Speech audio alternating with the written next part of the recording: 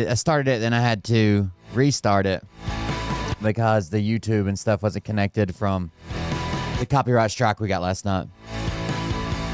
But it should all be connected now, hopefully. Shit, I can hear myself. Hold on.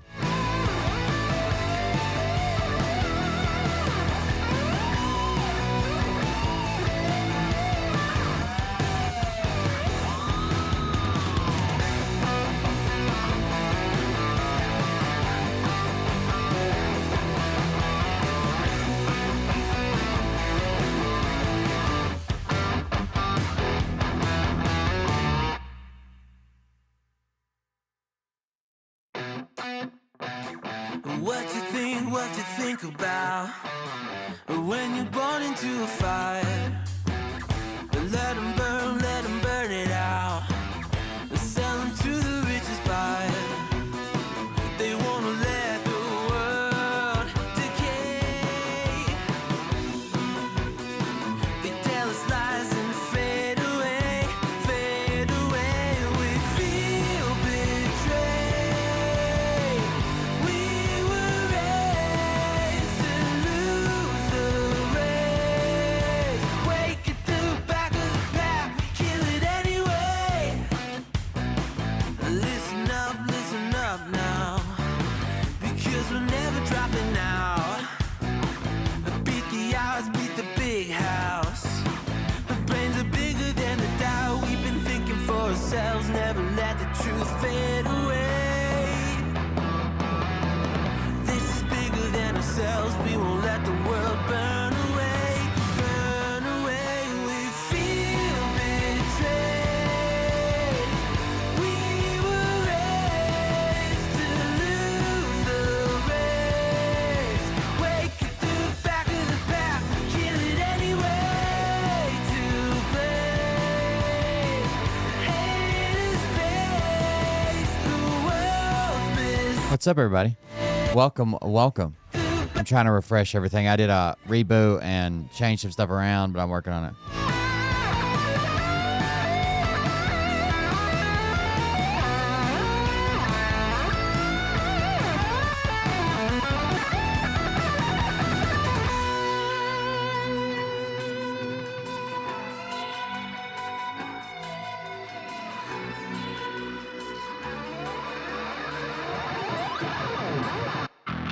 And we feel betrayed. We were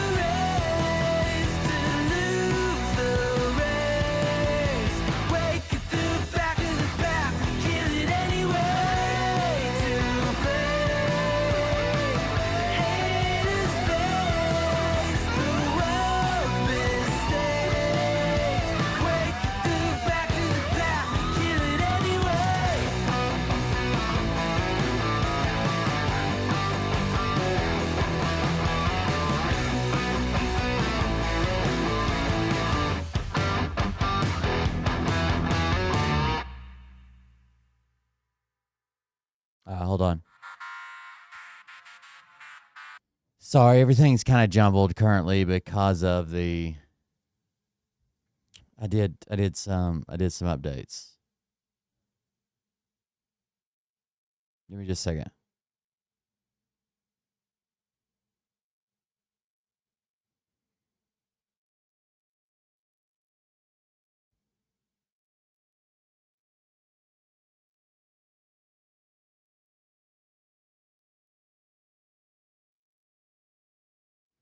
Damn it. Where is that thing at? Give me just a second.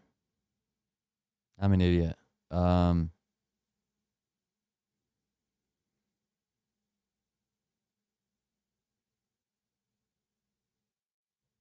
right. Let's do it. Okay. Missed the Hey picked Daddy, the wrong it's one, me, but there you the go. Linda Binda from TikTok. I wanted to make this video because I wanted to thank you for watching Cold Beer Confessionals with Will Bird. I think that's just incredible. I've watched a few episodes and I'm just like very intrigued. But you know what I'm most intrigued in? Talking out the side of your is neck. Big Daddy's meat stick. I heard that it's very thick, like a good old German sausage. You know, Linda and her coochie loves that. Oh, never mind. Let's not go there. Anyways, I hope you have a good show and enjoy it as you can. There's a lot of weird things that go on, especially when it comes from the realm of Linda Bindaland. So, enjoy the show. Thanks for watching. Peace out.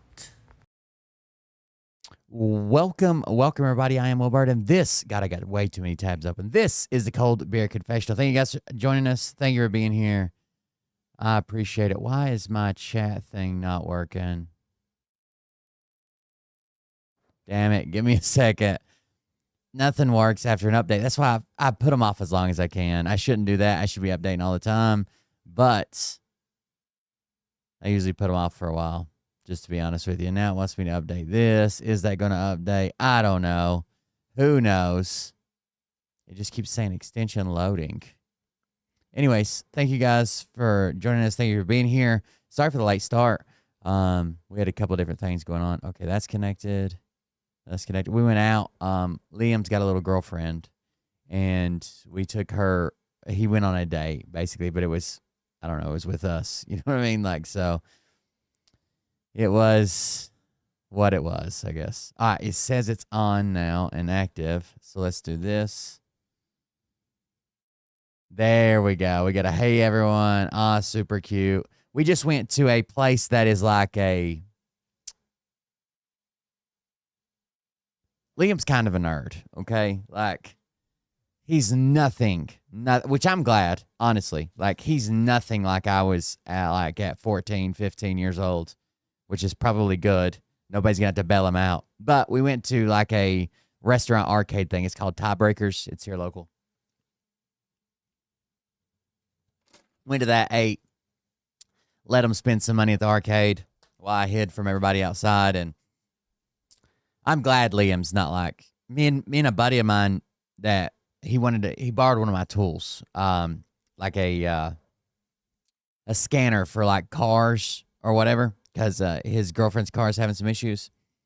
And we were talking about our kids. And he's got a kid, and I got a kid. And we were talking about Liam or whatever. And he's like, you realize, like, we were, like, running around and doing fucking dope with people at, like, 14. I'm like, yeah, I know. Thank God that's not my kid. I was trying all my first drugs at 14. Well, not my first. I had been doing other things since then. But I'm glad he's a good kid. But either way. We took him on a date. I don't know what they just hung out with me and Mariah, basically. And it's a little girl that I went to high school with her dad. We were actually friends through middle school all the way up into high school. I mean, I still talk to him every time I see him. He seems like a cool guy. So we did that. Anyways, thank you guys for joining us. Thank you for being here. Again, sorry for starting late. But we do have a couple things to go over. I found that I was dealing at 14. Dude, the buddy I was talking to, this is going to sound really bad. I don't know how to make this sound better. The buddy I was talking to about the things that we were doing at 14.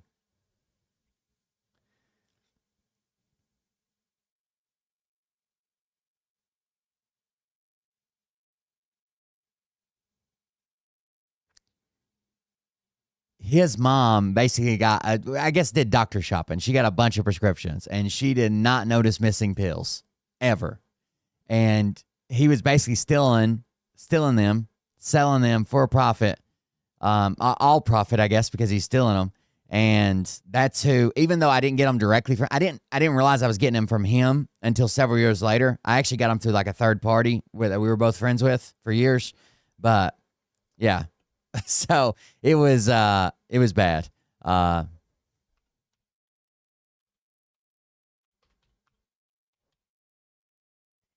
Anyways, I'm glad Liam's not doing that. I guess is what I got to say. All right, let's get started. I found I want to see has somebody done a review on this? Let me close about 30 of these fucking tabs. I don't know why they all opened. I found what could be. Oh, first of all, that fighter just reminded me. You guys know that John, the Indestructible, is doing his thing. All these are going to play. Is doing his thing. He fought Sam Alvey. You know, he lost. Like everybody knew he would. He lost almost immediately. He didn't even make it through 2 rounds. There he is right there. That fight with Chris Curtis, Sean Strickland's partner, right? And current MMA fighter who is literally going to fuck him up and is risking $100,000 plus wants John to risk his car, bring the title to his car because you're going to lose it. That fight is scheduled. It got scheduled, even though there was back and forth, and John's like, you don't get this spot, blah, blah, blah, whatever. The back and forth that we saw, that fight is scheduled for New Year's Eve. So that's what I'll be covering on New Year's Eve. If you don't know what I'm talking about, I'll show you right here. Oh, no, I can't watch that again.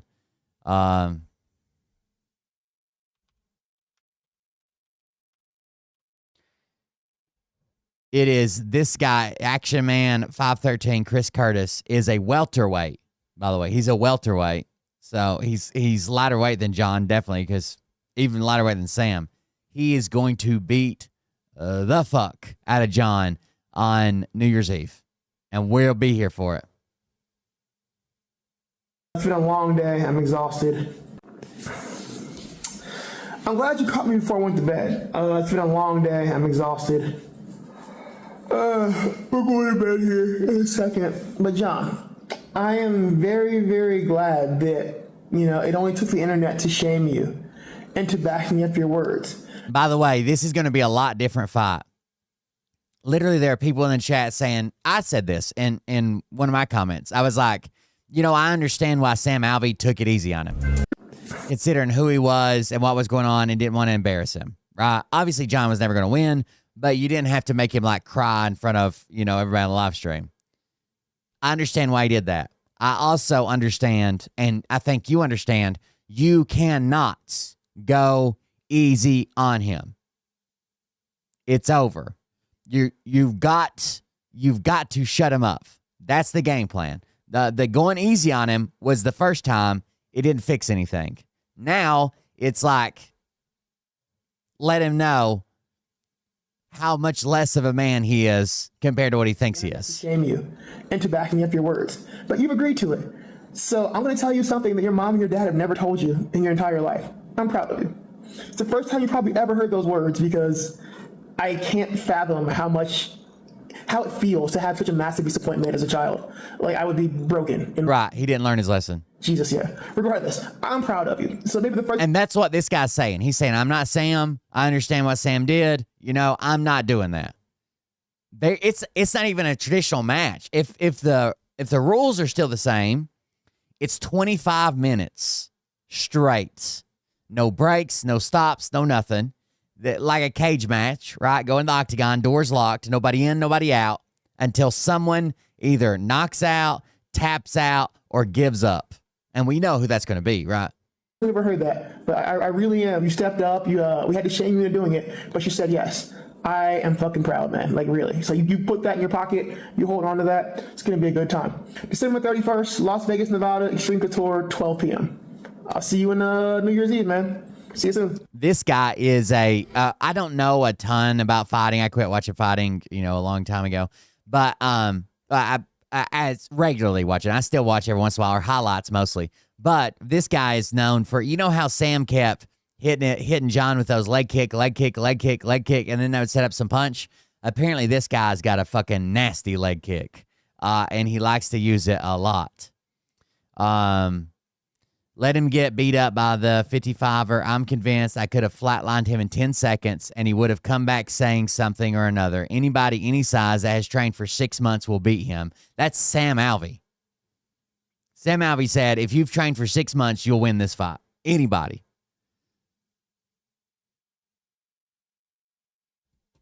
I hope he punishes him.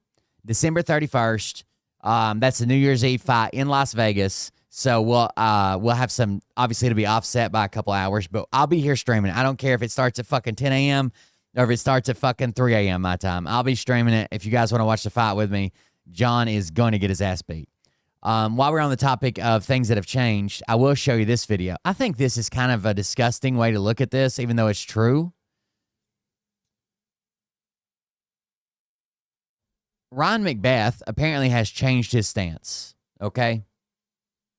The other day we watched a clip of him. He's like, the U.S. is never going to go to war in Venezuela. Why? Why would we do that? I'm not even doing a video on it, right? Now he's saying, yep, we're going. Yeah, we're going to do it. He talks about Iraq had an army like 2.5 times or 3 times larger than what Venezuela has. We fucking conquered it in like 48 hours, right? I don't know what this is going to be, but Ryan Macbeth thinks we're going to war there for some type of weird show of force. He goes over the video here, but I don't like the way it sounds, right? We're blowing up brown people now in South America. Why? Because Donald Trump doesn't like their president, and maybe this will make China think that we're tough. I don't know, but here's his take on it. This week's Regime Change Venezuela edition, and I'm not kidding. Ladies and gentlemen, welcome to Operation Southern Spear. The USS Ford has entered the Caribbean as of November. Oh, one more thing. The OLC. You guys know what the OLC is with the government? The OLC is the Office of Legal Counsel. The Office of Legal Counsel has issued a memo, and now the memo is classified, so no one's seen it except for a few select members of Congress. But it leaked out basically what it says. The OLC, the Office of Legal Counsel, has released a memo advising the command in the Caribbean, in South America, right? The people that are attacking these drug boats, that... And I do not believe this to be the case. I do not believe this to be the case. But they're telling our military. The Washington Post did an article that basically said that more service members now than ever have been calling in to legal hotlines that are set up for military people, because they want to know if they're going to get in trouble for some of the orders they're listening to and, relaying. Well, the OLC, Office of Legal Counsel, comes out with a memo and says, I don't believe this is true, but this is what they think. You guys are protected for giving a death penalty to a drug dealer or a drug transporter or whatever. You guys are protected. Why? Because we're not using the explosives, the missiles and the drones and the bombs to attack the people and giving them the death sentence for drug dealing. We're using the explosives on the drugs, which is material weapons. So I don't know if you guys have ever heard this, but the Geneva Convention basically says, like, you're not allowed to use a 50 cal on personnel. It's overkill, right? You're ripping people and fucking apart with it. So you're not supposed to be using a 50 cal on personnel, but you can use it on equipment. So one of the loopholes we always used to hear about is if someone's carrying a rifle and you mow them down with a 50 cal, and they're like, well, you can't engage combatants with a 50 cal. well, I was shooting at his rifle. That's kind of the same guidance they're telling commanders in the Caribbean or that area, right? That in South America, that's the same guidance they're giving them. Yeah, we're using a fucking drone and a missile and blah, blah, blah to attack what are basically poor people that are working for the cartel. Allegedly, we don't even know that if that's true or not. We're just being told that. But your defense is you are actually attacking the drugs, which is their equipment, and they use it for monetary gain, and we're destroying that to hurt them financially. We're not attacking them to kill the drug dealers. We're attacking them to hurt them financially by destroying their equipment, which is the exact opposite of what Trump says. 100% the exact opposite of what Trump says all the fucking time. He says, I think if you're bringing drugs to our country, we're just going to kill you like dead. It's a death sentence. So that is what the Office of Legal Counsel is telling soldiers right now. I do not believe that'll hold up. I think, especially if this spurs into more stuff like what Ryan McBeth's about to talk about, if it expands to other attacks, if it expands to more boats, if it expands to retaliation, I think there will be investigations, and maybe it's in the next administration, but I do not think hey, we were trying to blow up their drugs, not the people in there. It seems very clear with the president's threats that he's telling people, we will kill you if you do this. Not, we'll keep blowing up your drugs. I will kill you. And he even says, like dead. And there could be land strikes. He's telling those people he's going to kill them. Not we're going to destroy your drugs. Not we're going to hurt you in the pocketbook. Not we're going to seize your bank accounts. Or we're even, because here's the alternative. How easy would it be to seize those drugs? Maybe not as easy as just blowing it up with a drone, but definitely not outside the realm of possibility, right? We could definitely run down a boat, seize the drugs, arrest them or whatever we're doing with the drug dealers, and it wouldn't be their death sentence, right? They don't seem to be enemy combatants. If anything, they're like fucking truck drivers. I don't know. It's just crazy. 10th, that ship typically has 5 destroyer escorts, so it may only be sailing with 3, likely the USS. It depends. It depends. It depends. Basically, I know this is going to sound weird.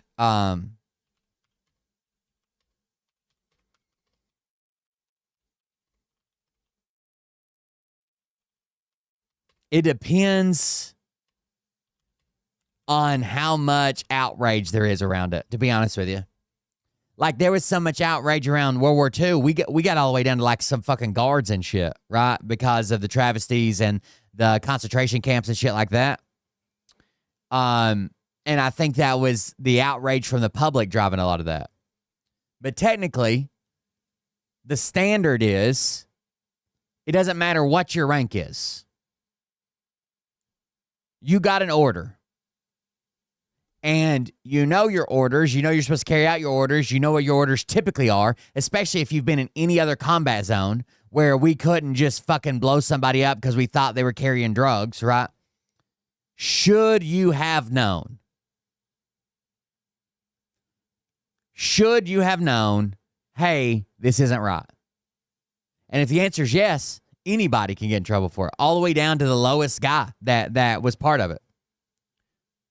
In reality, will they really push it that far? Probably not. It'll probably be like commanders, or especially if they find evidence that they were like emailing each other or talking to each other in some way, like other commanders, and they're like, are we sure? I don't think this is legit, but I don't want to get in trouble, so I'm just going to keep my, you know how people are, right? Everybody texts everybody or communicates or emails or whatever.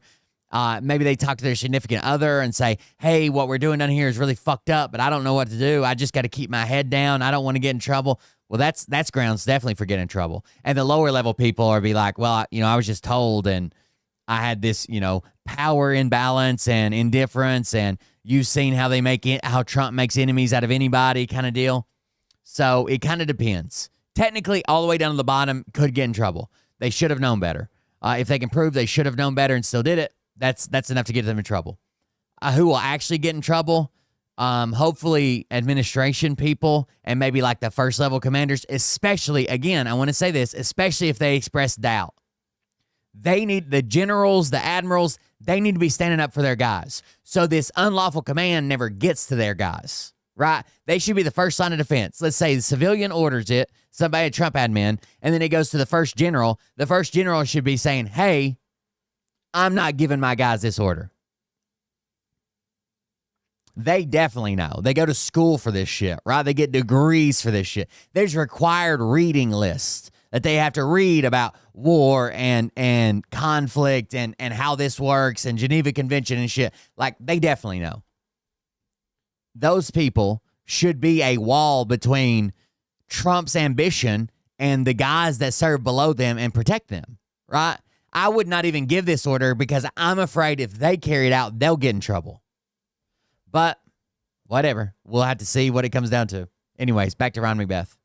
Winston S. Churchill, the USS Bainbridge, and USS Mahan. The air wing consists of 48 F-18 Super Hornets, probably 6 Growler electronic warfare aircraft. As of now, at least 3 additional destroyers, USS Jason Dunham, USS Gravely, and USS Stockdale, are in the Caribbean, along with guided missile cruiser USS Lake Erie and the littoral combat ship Minneapolis-St. Paul. There's also an amphibious ready group consisting of the USS Iwo Jima. This particular ship looks like an aircraft carrier, but it's not. It consists of 12 MV-22B Osprey tilt-rotor aircraft, 4 CH-53 Super Stallion transport aircraft, as well as 6 AV-8B Harrier II fighters and 4 AH-1W Super Cobras for attack. They're complemented by the amphibious transport docks USS San Antonio. They literally have a handful, like the Venezuelan army isn't like a test, right? It's not like they have a handful of equipment. They have like 1/3 of the army that Iraq had. And we took the Iraqi capital in a couple days. Like, and USS Fort Lauderdale have actually been on that ship, loaded with about 2,200 Marines whose only goal in life is to get the hell off that ship, hit the beach, and go kill anything not dressed like them. So are we seeing the beginnings of an American war with Venezuela? Is regime change imminent? Honestly, now that the government shutdown is over, I think that strikes on Venezuela are imminent, although I don't personally believe there will be Marine boots on the ground. But hey, now that the flow of money is back on, you have no excuse not to buy my NORAD Christmas t-shirt from Bunker Branding. I even have a Hanukkah shirt available, because if you got to go to an... He goes in more in depth to why he thinks we're doing this. I don't know if I agree with him, but... American and Canadian fighter jets on it, so the cool people will come and talk to you. Now, Venezuela's armed forces aren't... From the commandant's required reading, yes. Generals have books and reports they write and all kinds of shit to get to like some of these high command levels. Entirely insignificant.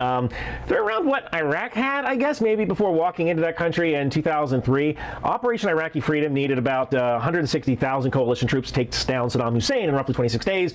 Rough numbers. 26 days. 26 days. Iraq had about 432,000 troops.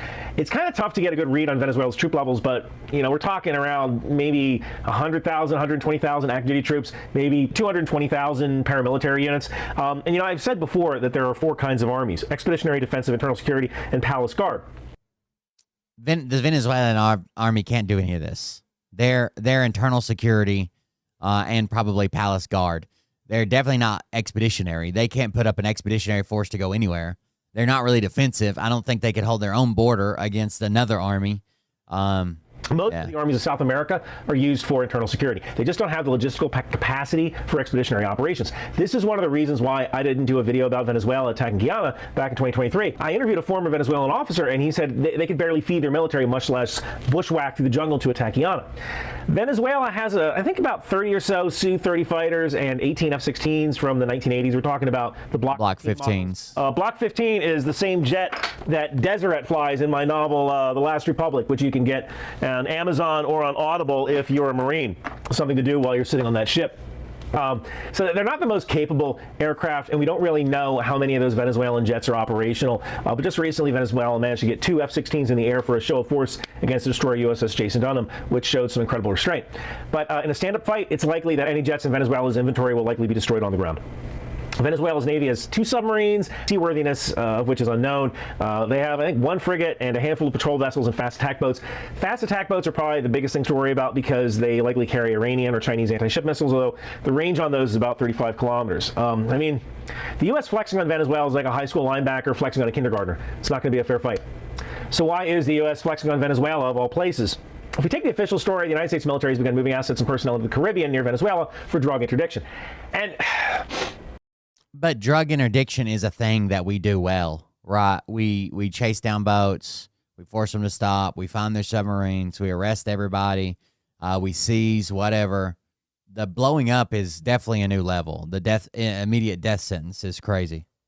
I kind of get the logic here, why He'll spin it the way he's doing it now, right? He's not at war now, even though his actions are only justified by being at war. That's how he did the deportations. We're at war with these drug dealers or whatever, and he'll say we're just stopping the drug trade, even though he's going in for regime change.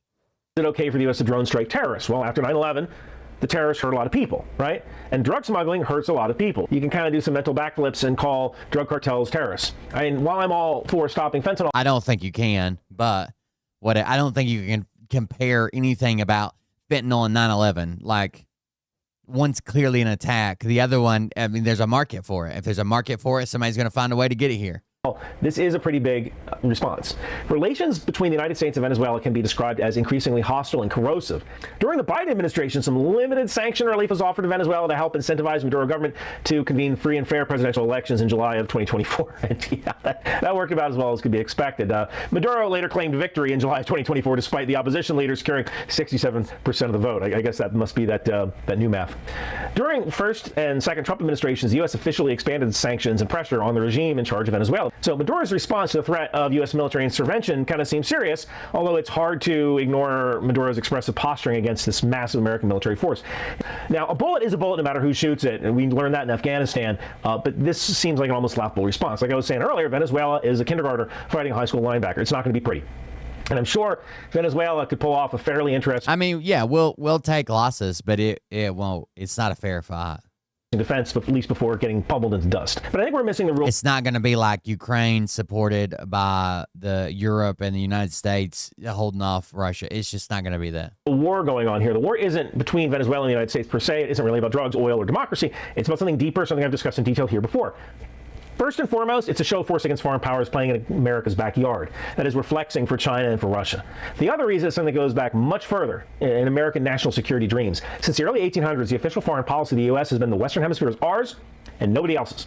And this was updated with the Roosevelt Corollary, where Theodore Roosevelt argued for and brought forth more American. So basically, Rhyming Best's theory on this is we don't want China fucking around in these South American countries like they are now, so we need to show them that we're not a paper tiger. Interventions into Latin America, all in hopes of keeping those pesky Europeans out of our backyard. With Franklin Roosevelt, we've kind of pumped the brakes so we could focus on Germany and Japan during World War II. The Cold War brought some bloody, violent, and costly military and CIA-backed interventions to stop the spread of communism in the Western Hemisphere. But this kind of stopped during the 1990s for the most part. The American flex on Venezuela comes from a number of historical threads. The U.S. has since 2005 been on a collision course with Venezuela. However, Venezuela hasn't just been sitting around taking American sanctions on the chin. They've cozied up to the Chinese, who have serious economic interests in Venezuela. For Venezuela in particular, China kind of sees a communist regime with all of the oil resources that could help it. Venezuela is an essential component of Chinese potential economic growth and potential economic investment. These relationships are military and economic in nature. During much of the 1990s, the Russians didn't really pay a lot of attention to Venezuela or to Latin America in general. This kind of changed in the 2000s. In 2004, Russia began to intensify arms exports into Venezuela. Remember those Su-30s I was talking about earlier? Well, they also sold them S-300 surface-to-air missile systems.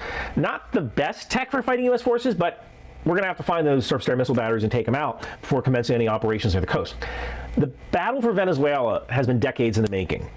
We've been asleep at the wheel and kind of allowing the Chinese and the Russians to cozy up with different countries in Latin America. Now the United States is faced with an existential threat, economic, political. So when people tell you like, oh, it's like Matt Walsh went on this tirade about how he's an American chauvinist and America first means America only.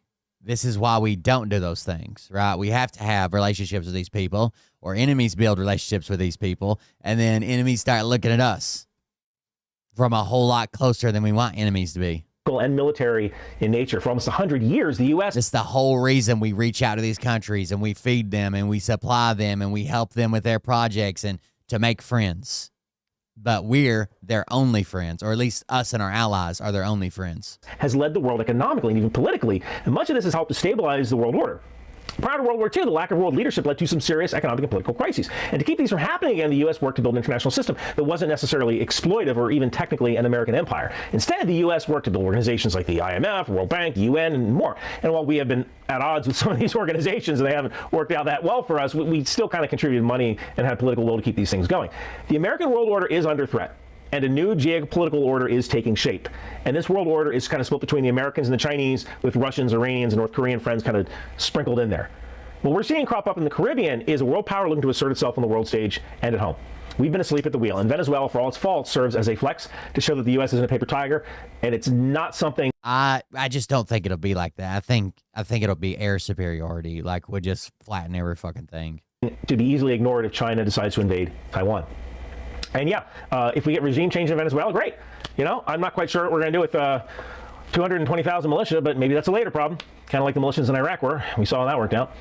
But if we're able to show the Chinese that we are and has been on the world stage, even better. I do worry about what comes next. Does this deter China? Maybe. Does it deter Russia? Maybe. Does it keep the U.S. relevant on the world stage? Maybe. Will U.S. servicemen die in aviation crashes because of the increased operational tempo in the Caribbean? Probably. That's where we'll lose, right? Even just with enough fucking flights, with enough missions, sorties, you're just bound to lose a pilot due to error or maintenance or something. With the tempo picking up and flying, you're just bound to have a fucking crash. American leadership and willpower, along with some good old-fashioned military flexing, are just kind of the beginning of what comes next. We can't fall asleep at the wheel again, and we need to offer something better than what China, Russia, and their allies are offering the world. And I think that's kind of the ultimate lesson with Venezuela here. We're about to attack a country, not because we have to, but because we can.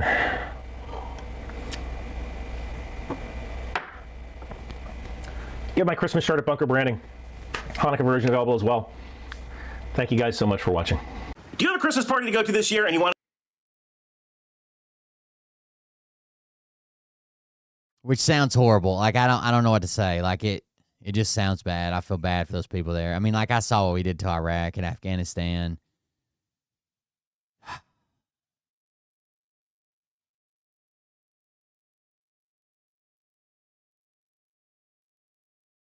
I don't know. I don't want to do it. I mean, I know we can. Obviously, we can. I just don't. I don't want to.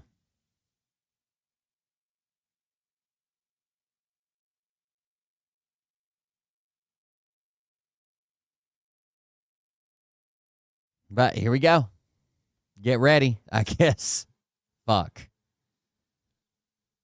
Hey everyone, it's me, Sam Stein.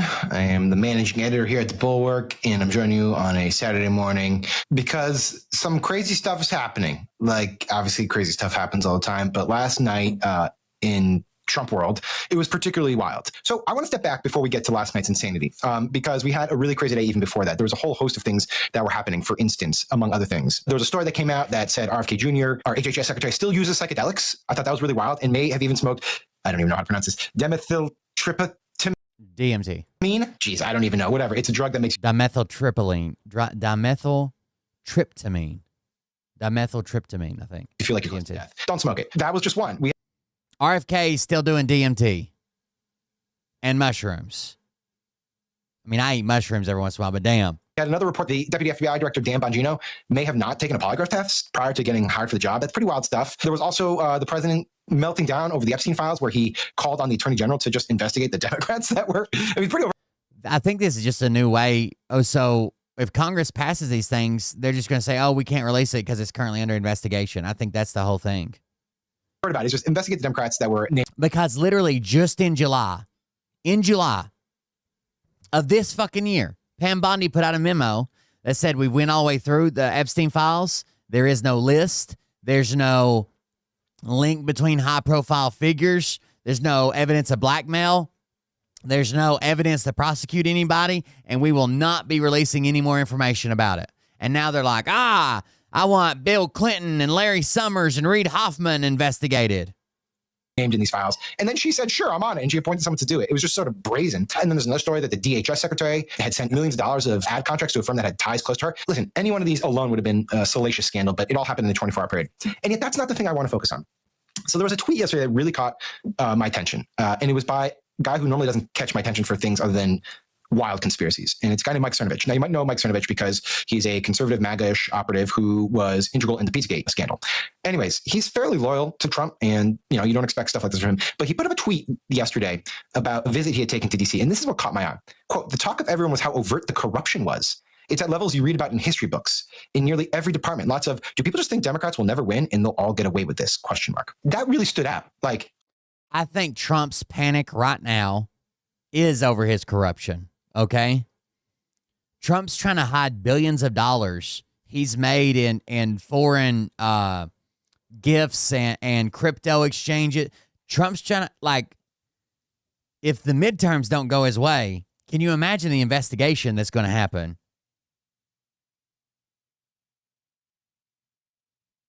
It's going to be fucking insane.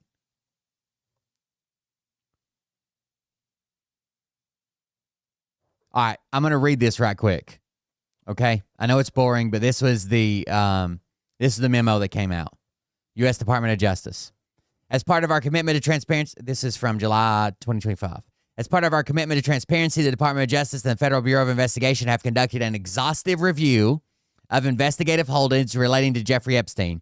To ensure that the review was thorough, the FBI conducted digital searches of its databases, hard drives, and network drives, as well as physical searches and of squad areas, locked cabinets, desks, closets, and other areas where responsive material may have been stored. These searches uncovered a significant amount of material, including more than 300 gigabytes of data and physical evidence. The files related to Epstein include a large volume of images of Epstein, images and videos of victims who are either minors or appear to be minors, and over 10,000 downloaded videos and illegal images of child sex abuse material and other pornography. Teams of agents, analysts, attorneys, and privacy and civil liberties experts combed through the digital and documentary evidence with the aim of providing as much information as possible to the public while simultaneously protecting the victims. Much of the material is subject to court-ordered sealing. Only a fraction of this material would have been aired publicly had Epstein gone to trial, as the seal served only to protect victims and did not expose any additional third parties to allegations of illegal wrongdoing. So again, even the stuff behind seal does not expose any third parties to allegations of wrongdoing, illegal wrongdoing. Through this review, we found no basis to revisit the disclosure of those materials and will not permit the release of child pornography. This systematic review revealed no incriminating client list.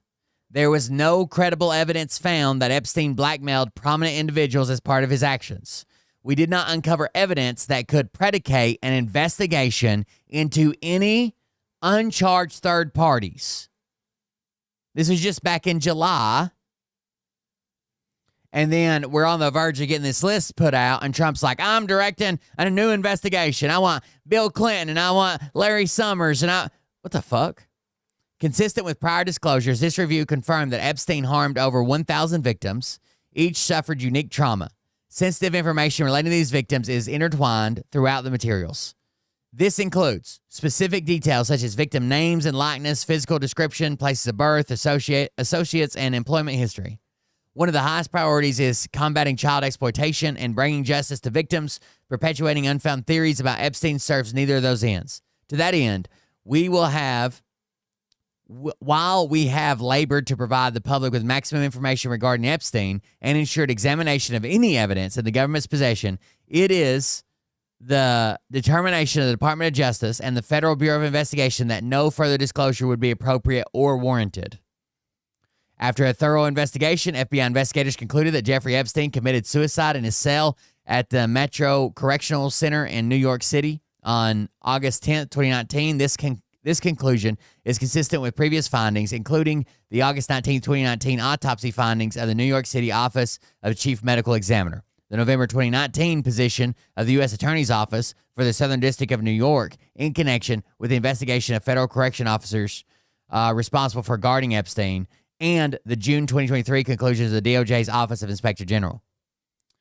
The conclusion that Epstein died by suicide is further supported by video footage from the common area of the special housing unit, the SHU, where Epstein was housed at the time of his death.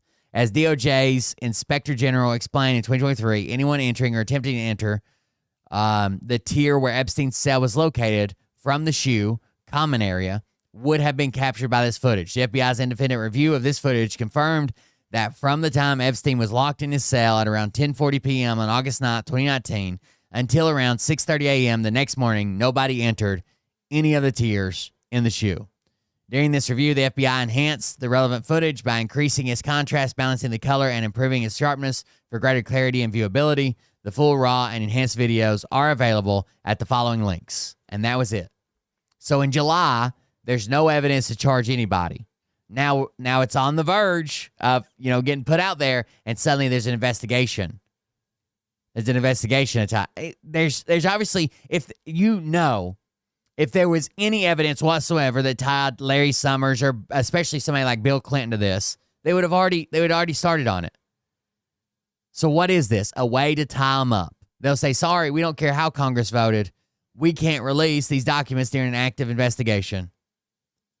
You don't normally hear people say stuff like that from that side of the ledger, even though it's true. And some of the things I just read you, overtly corrupt. Steering contracts to a firm that's tied to is overtly corrupt, for instance. Another story that I didn't even mention is that they're in talks to make a settlement with Michael Flynn, Trump's old national security advisor, who was caught up in all the Russiagate stuff and lying to the... Yeah, talking about giving him $50 million. But he admitted guilt. He did lie to the FBI, even though I defended him at the time. The feds, they want to settle for $50 million? It's basically a payment from the DOJ. Another thing, they didn't even read you. Republican senators tucked into the government funding provision that allows them to sue the Department of Justice for $500,000 each because they access the metadata on their phone records. It's just a payoff, and it's happening out in the open. This is nothing to say of Trump getting his own potential settlement of $230 million or getting the Qataris to send him a jet that he says is going to be for Air Force One, but he gets to keep and put in his museum like he'll never fly it. Anyways, so this caught Mike Cernovich's attention, and that's kind of notable that even people like him are like, whoa, this is pretty brazen. And that leads me to this. I think Trump knows. I mean, you heard Steve Bannon say it the other day. Steve Bannon said in a room full of Republicans, if the Democrats win and get back in power, some of us in this room, me included, are going to prison.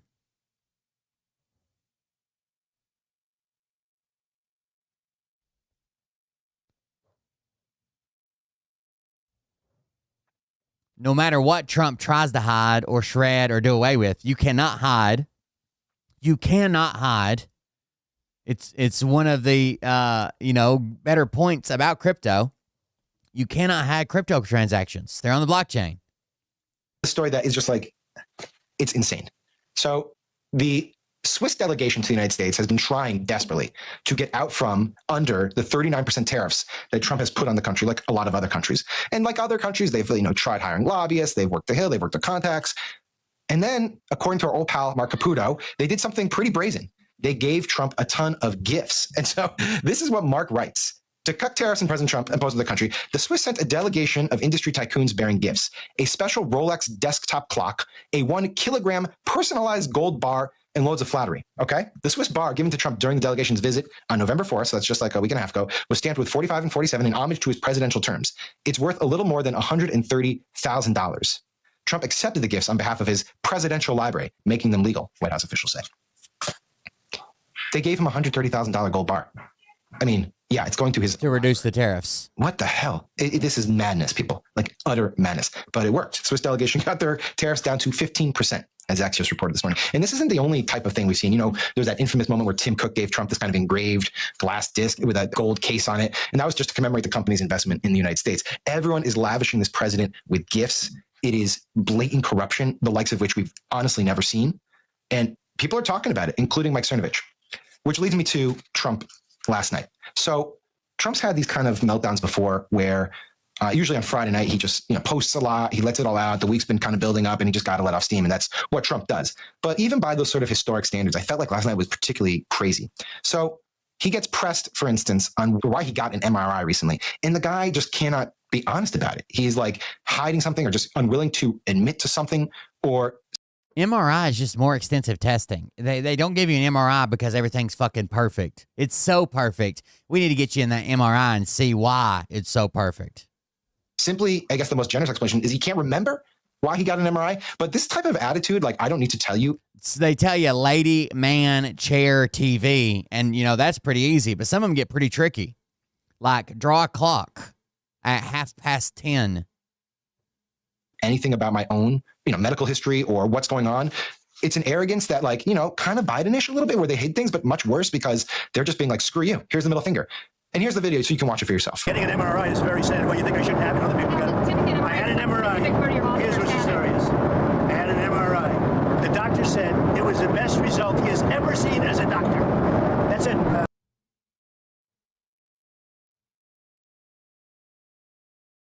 This isn't how MRIs work.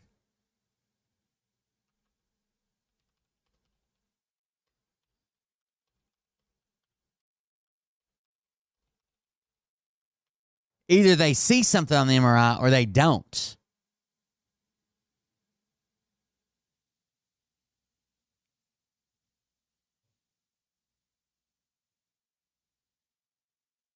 So they asked him if his brain was analyzed. He says, I have no idea what they analyzed, but whatever they analyzed it well.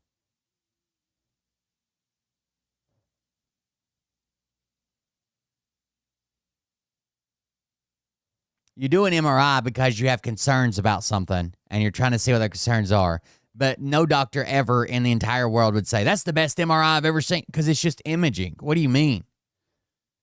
I have no idea what they analyzed, but whatever they analyzed it well, and they said that I had as good. I have no idea what they analyzed, but whatever they analyzed it well. That's it. I have no idea what they analyzed, but whatever they analyzed it well, and they said that I had as good a result as they've ever seen. Now, the other thing I took, as you know, very advanced test on. No, we took this test, guys. Just so you know, we took this test in chat. You guys passed it. It's like draw a clock, remember 5 words, draw a bed in 3D with stick figures. No. Name a lion, name a giraffe. Mental acuity, because I think a president should have to do that. And as you probably heard, I aced it. I got a perfect score. I got the highest score. I got a perfect score. I mean, the most innocent explanation is he doesn't know what he got an MRI of. Does anyone actually believe that? Do you ever go into a doctor, get an MRI, and then forget within a couple months what it was on? I mean, it's absurd. And if that were actually the case, it's kind of alarming. But it's sort of an arrogance that he doesn't actually have to be transparent about very basic stuff. But that wasn't even the most, crazy thing. Later, he starts getting onto Truth Social, and he has this to say about Congressman Tom Massey, who is one of the people who's pushing hardest for the release of the Epstein files. Did Thomas Massey, sometimes referred to as Rand Paul Jr., because of the fact that he always votes against the Republican Party, get married already? Question mark, question mark, question mark. Thomas Massey's wife died, okay?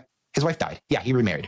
What a jerk. Boy, that was quick. No wonder the polls have him at less than 8% chance of winning the election. Anyway, have a great life, Thomas, and question mark. I'll give it to him. That was kind of funny, I suppose. His wife will soon find out that she's stuck with a loser. I mean, if someone talked like this in your normal life, you'd be like, this dude has got issues. Like, I don't want to hang out with this guy. He seems troubled. And it's kind of, again, the sort of arrogance behind that is, it's telling. You know who came out against Donald Trump after this happened? Do you guys remember who Jenna Ellis is? Jenna Ellis was one of those lawyers that hooked onto Rudy Giuliani during the election was stolen bullshit, right? Even she come out and was like, no, this is fucked up. Like, some things are saying, his wife fucking died, you piece of shit. He was married for 31 years. She died last year in 2024.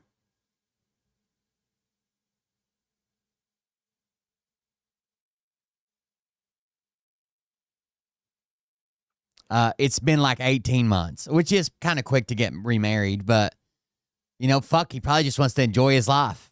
Like, I don't understand. This guy doesn't think there's no way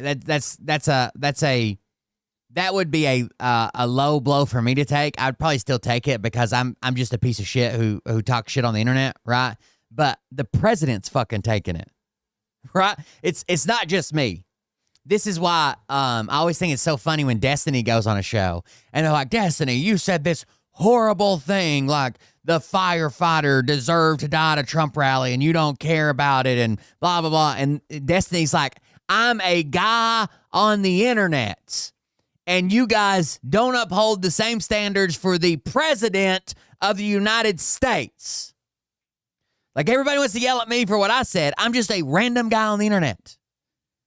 He is the president of the most powerful country in the world, and you never say anything about what he says. Why aren't you begging him to apologize or telling him it's disgusting what he fucking says about people or attacking him or having him on and asking him these questions? I'm just a random internet person. Anyone should oppose him. Everyone should kiss the ring and get in line. And then, of course, and we're going to talk a lot about this, he unendorsed Representative Marjorie Taylor Greene because Representative Marjorie Taylor Greene also has had the temerity to say she wants the Epstein files released. She's gone on shows like The View to speak out against Trump. And he called her out, of course. We saw that. The most recent, she said she thought he was straying from the American First agenda. Most normal people would say, hey, Marjorie, let's talk it out. Or I disagree with Marjorie Taylor Greene. I think she's wrong. Here's why. Not Donald Trump. Donald Trump has gone on an absolute, heater going after her. Repeated posts, trying out stupid stuff like Marjorie Taylor Brown, because I guess green grass goes brown when it's not watered. Marjorie Taylor Brown, lightweight congressman Marjorie Taylor Brown, green grass turns brown when it begins to rot. Betrayed the entire Republican Party when she turned left, performed poorly on The Pathetic View, and became the rhino that we all know she always was. Just another fake politician. So again, all this is showing is that nobody's off limits, right? You could be MAGA, MAGA, MAGA, MAGA, MAGA, MAGA, MAGA, MAGA, MAGA, MAGA all the time until you say one thing that doesn't agree, like you want the Epstein files released. Boom. You've never been part of MAGA. We always fucking hated you. Your grass is rotting.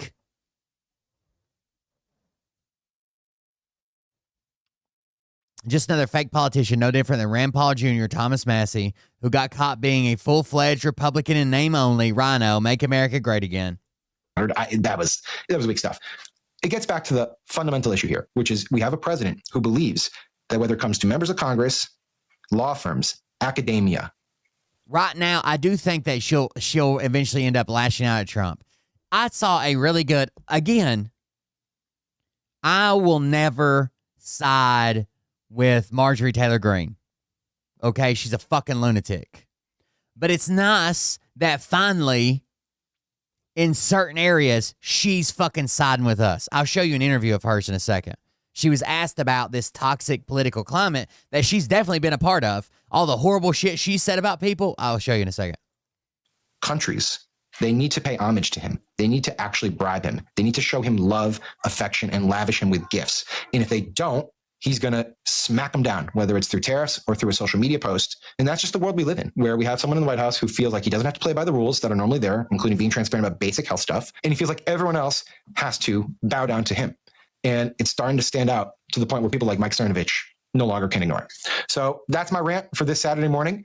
Hope you'd enjoyed it. We're going to have much more on Marjorie Taylor Greene later in the day. So subscribe to our feed and check back later. Talk to you.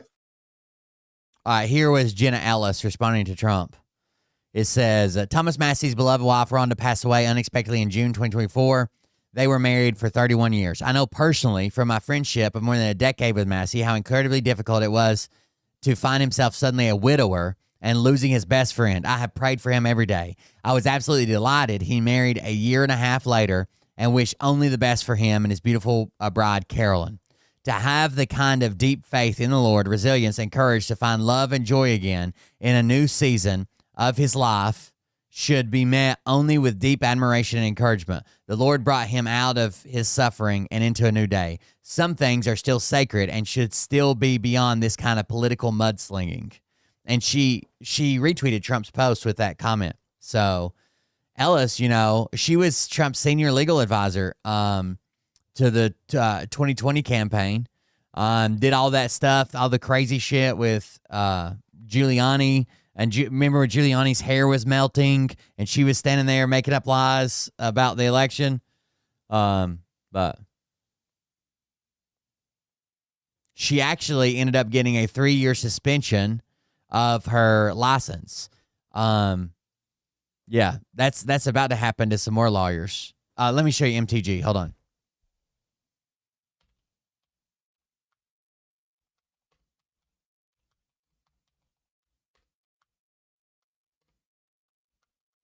And again, I don't agree with her, but she's finally agreeing with us a little bit.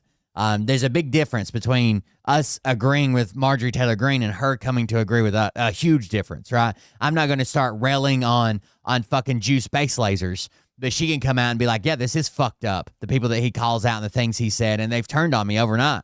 Yeah, we always said that would happen again and again and again. I don't want the shortest clip, but I don't really want the full. It doesn't matter. Here we go. It's the political breakup heard round the world. President Trump severing ties with We'll skip ahead if we have to. his closest allies, declaring, I am withdrawing my support and endorsement of Congresswoman Marjorie Taylor Greene, even calling for primary challenges against his one-time loyalist and Wacky Marjorie, a ranting lunatic. If the right person runs, they will have my complete and unyielding support. Marjorie, the traitor Greene, is a disgrace to our great Republican Party. The rhino. as, quote, wacky, a ramping lunatic, a rhino, and a traitor. This is days before the House of Representatives is set to vote on release. Why? Because she's vocal. Same thing. The only thing MTG has in common with Thomas Massey is they're both Republicans and they both have been vocal about releasing the Epstein files. There's nothing else to put them two together. Releasing the Epstein files. It's a stunning breach between two MAGA leaders, one of whom is here with me now exclusively. Again, if the files exonerate him, why is he doing all this shit, dude? He's the guy that could tell the Justice Department, release them.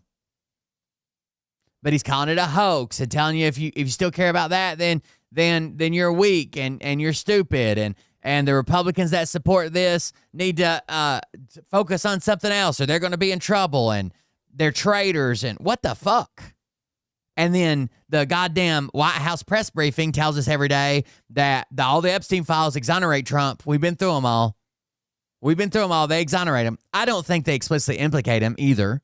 I don't think there's a list of every time Trump come and fucked a 12-year-old, right? I just don't think anything is going to be there to be like, this is hard evidence to go to like court with, or someone would have already used it against them, I believe.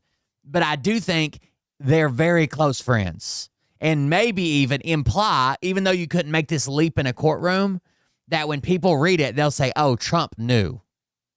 I think there's stuff like that in there. Like it wouldn't be proof for a judge or a jury to prove that, he knew and didn't take action. But it's enough for most people think and say, oh, there's no way he didn't know. Right? And that's the worst thing that could happen to him out of these. He's doing everything to fight him.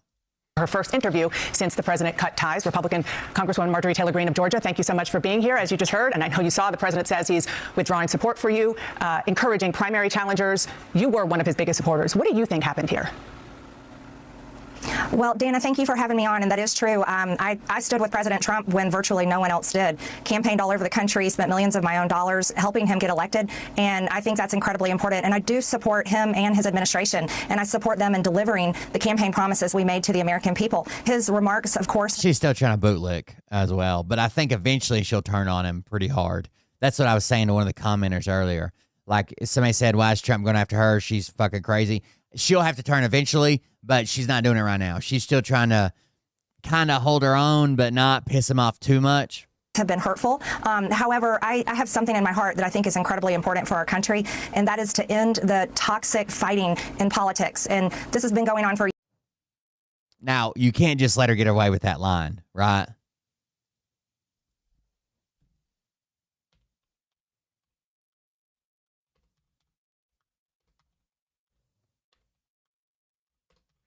She is toxic politics, right? She is toxic politics, or at least she was. So she's going to have to back her up on that. And she's got a decent answer, I guess. For years, and it has divided our country, split up friends and families, neighbors, and it's not solving our problems. The most hurtful thing he said, which is absolutely untrue, is he called me a traitor, and that is so extremely wrong. And those are the types of words used that can radicalize people against me and put my life in danger. What do you think happened? What do you think is the... She called the pride flag Hate America flags. She did the space lasers and Muslims taking over and Clinton political murders. Now she said she was a victim on The View, said she was brainwashed. She said the Equality Act will destroy God's creation. Again, an anti-LGBTQ plus discrimination and attack. Anti-trans trolling. That same month, she trolled a fellow representative, Illinois Democratic Marie Newman, whose office is across the hall from hers. Newman had hung up a transgender flag outside her office in support of her trans daughter. Greene responded by putting up a sign reading, "There are only two genders, male and female. Trust the science." She also tweeted, an attack of Newman's for supporting the Equality Act, saying once again that the act would destroy women's rights and religious freedom. She said that schools are teaching racism and promoting sex to children, which is just a fucking crazy lie. She said that trans people have unnatural fantasies and they ought to be culled from the population. She actually, remember that time she said the gazpacho police instead of Gestapo? She said gazpacho that were spying on members of Congress. That wasn't that long ago. She calls the Democrats the party of pedophiles. That she said horrible things about Judge Ketanji Brown Jackson and other black people of her caliber. Like, she's just fucking insane, right? She is literally toxic politics. But she's saying, oh, you're right, I did it, and now it's time to stop it. Now because you finally got attacked. Which is better than her saying, yeah, fuck it, all's fair in politics and war or whatever. But it's kind of sus, right? This is when she's finally fucking flipping. Used that can radicalize people against me and put my life in danger. What do you think happened? What do you think? I'll tell you what happened is Trump put this out, and I bet you her inbox has been full of the MAGA crowd saying you deserve to fucking die. When they're going to round you up, put you in Gitmo, you're going to be executed. You can't stand against Q or QAnon or Q Plus or Trump or Daddy Trump, or like she probably has been getting death threats 100%. For this. Unfortunately, it has all come down to the Epstein files, and that is shocking. And, you know, I stand with these women. I stand with rape victims. I stand with children who are in terrible sex abuse situations, and I stand with survivors of trafficking and those that are trapped in sex trafficking. And I will not apologize for that. I believe the country deserves transparency in these files, and I don't believe that rich, powerful people should be protected if they have done anything wrong. And so I'm standing with the women, and I will continue to do my small part to get the files released. You said on X yesterday, quote, it's astonishing really how hard he's fighting to stop the Epstein files from coming out, and that it If I don't know if she's had plastic surgery, but she needs a better surgeon.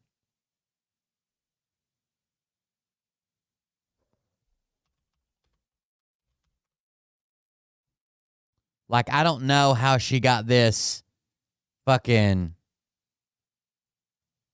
if she,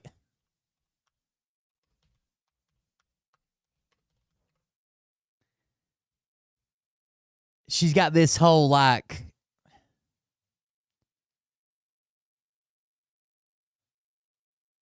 what do you even, she got this fucking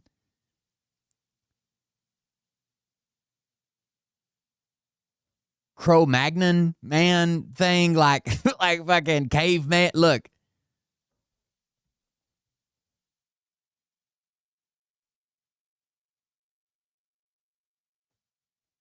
That early European Homo sapiens look. Like, I don't. Cro-Magnon, Magnon. Like, she's got something going on there, right? If that's plastic surgery, what did she ask for? Give me that. I just invented fire, fam. Give me that. I don't know what a wheel is yet. really makes you wonder what is in those files. Are you suggesting there's something in the Epstein files that President Trump does not want Americans to see? She tries to bail him out here again. Again, she's still trying to be on that. Why would Trump, all you have to, she's not dumb, right? I mean, she is, but she isn't. But she's not this dumb. Why is Trump turning on everybody that's vocal about the Epstein files? Because they make him look bad. Criminally, I don't know. Probably not, or someone would have used it already. I agree with you. Probably not, or they would have used it already. But in the public's eye, it's got to make him look horrible. It's got to be fucking horrible for him. Well, I think that's the part that has so many people confused, is that the women themselves that I have talked to have over and over again said that Donald Trump did nothing wrong. Quite a few of them even told me they voted for him. And those are the women I would like to see in the Oval Office with support. I would like to see all of the women there with support. I have no idea what's in the files. I can't even guess, but that is the questions everyone is asking, is why fight this so hard? Well, before this blow up, you sort of alluded to this just now. You said you were confident the president wouldn't be implicated. Are you still confident of that? I'm listening to the women. Those are the ones that are saying that he did nothing wrong. Virginia Giuffre even said under oath that Donald Trump did nothing wrong. And Epstein had thousands and thousands of victims. Have you talked to thousands of victims? Come on. There's people that have accused him before. Some of them disappeared, right? People that have won court cases against it. Come on. she wrote it in her book. So I'm continuing to listening to the women, and I think their voices should be the loudest.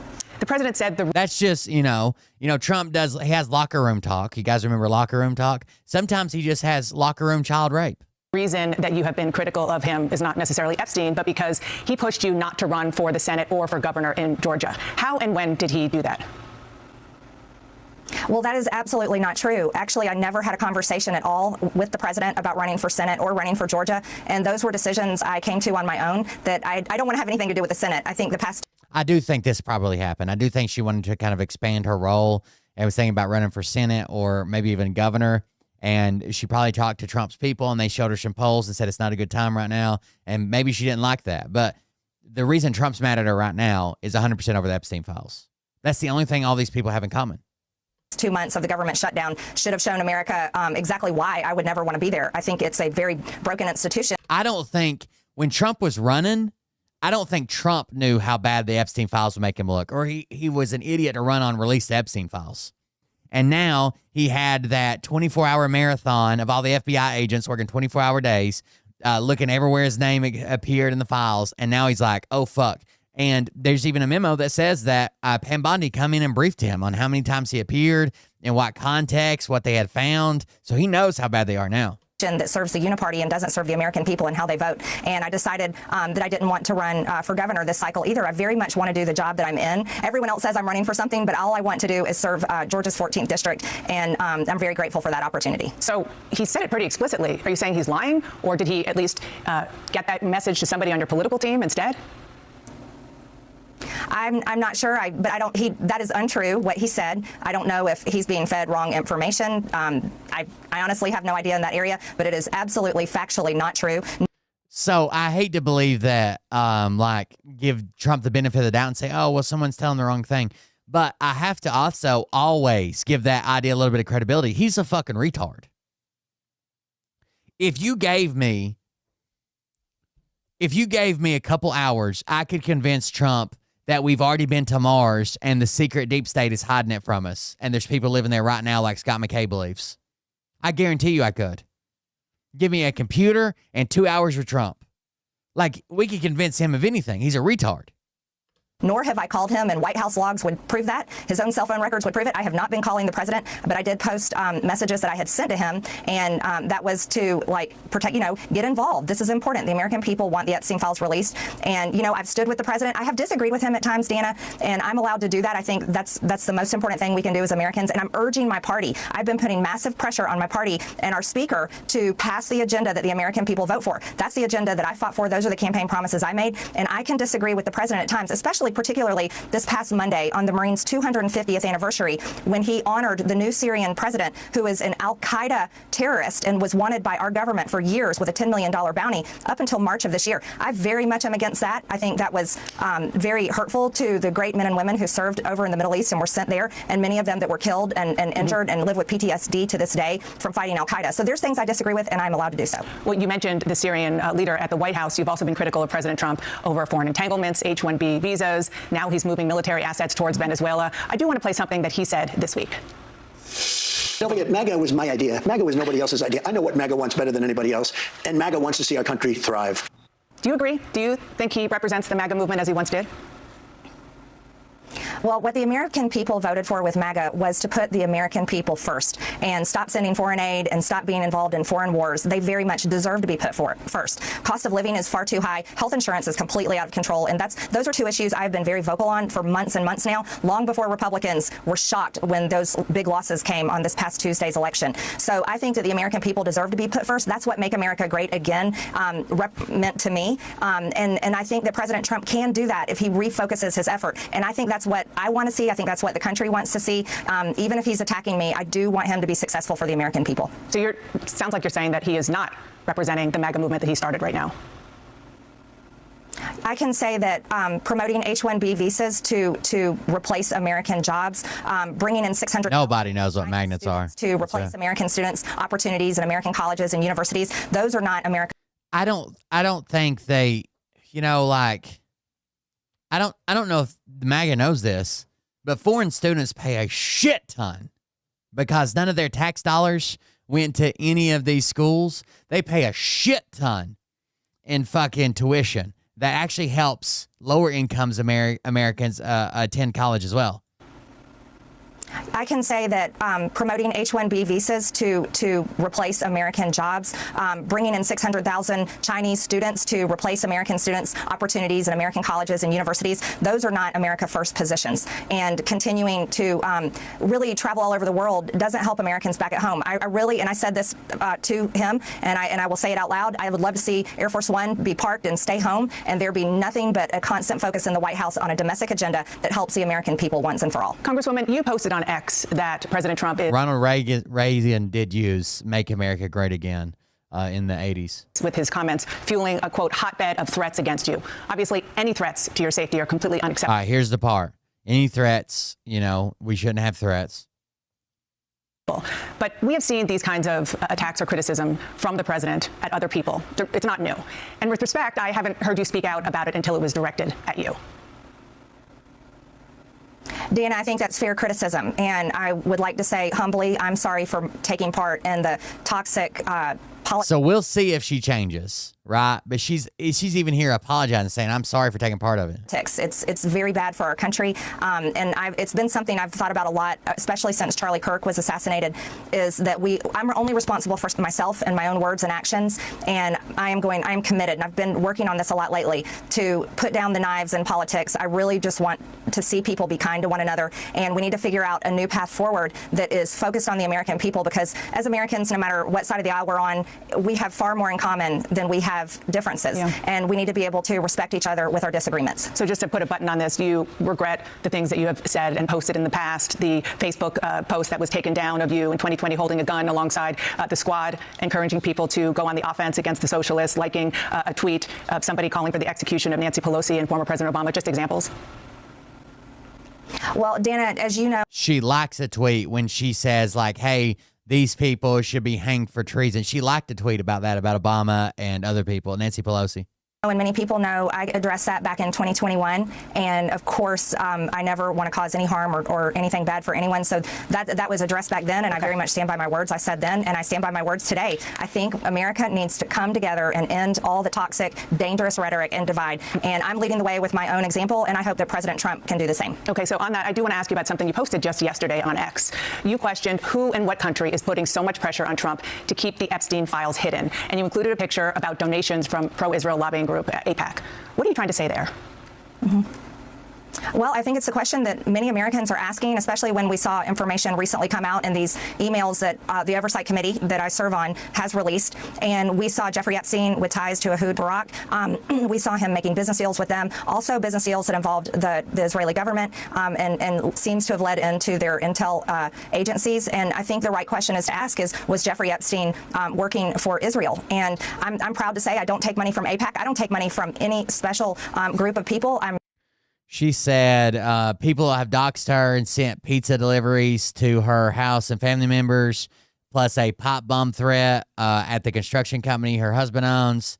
President Trump's unwarranted vicious attacks against me were a dog whistle to dangerous radicals that could lead to serious attacks on me and my family. Unfortunately, I've been down this road before. As a matter of fact, I campaigned all over the country defending President Trump. I received dozens of swatting calls on my house and my family members, along with these hoax pizza deliveries. But even more severely, I received some of the most death threats of any member of Congress that led to multiple men being convicted and serving time in prison, and all of that came from the left. So she's still doing her thing. Now that President Trump has called me a traitor, which is absolutely untrue and horrific, Mark Levine has been calling me a traitor, and so have other prominent, likely paid social media activists. This puts blood in the water and creates a feeding frenzy, and it could ultimately lead to a harmful or even deadly outcome. Also, the timing of this just happens to be days before we take the vote on releasing the Epstein files. I love America and the American people, and I swore an oath to uphold the Constitution and always do so. I'm not a traitor. However, when the President of the United States irresponsibly calls a member of Congress of his own party a traitor, he is signaling what must be done to a traitor. I fought harder than anyone to help President Trump get elected, and I support his administration and the promises we made on the campaign. I am a Republican in good standing and have paid all my dues to the NRCC. My voting record is one of the most conservative voting records in Congress, and I'm proud of that.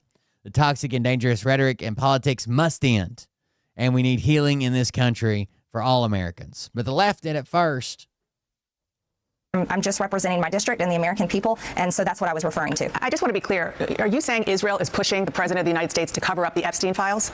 And what evidence do you have that that is? They could be. No, I simply just asked out loud, is there a foreign government? It could be any foreign government, but is a foreign government pushing to keep this covered up? Because people just don't understand the big fight against. Well, you had AIPAC up there. It was pretty clear which government you were talking about. That I'm questioning that government in particular and questioning any other foreign government. Okay, when you MAGA is really questioning, like, it takes a while for them to open their eyes, and they have to see it again and again and again and again. They're not the smartest group, right? The highly educated hate Trump, right? I love the poorly educated. Anyways, they're starting to question why Trump is still like best friends and playing golf this weekend with Lindsey Graham. And that guy's MAGA. But Marjorie Taylor Greene has now been labeled a rhino and is kicked out of the fold. What's changed?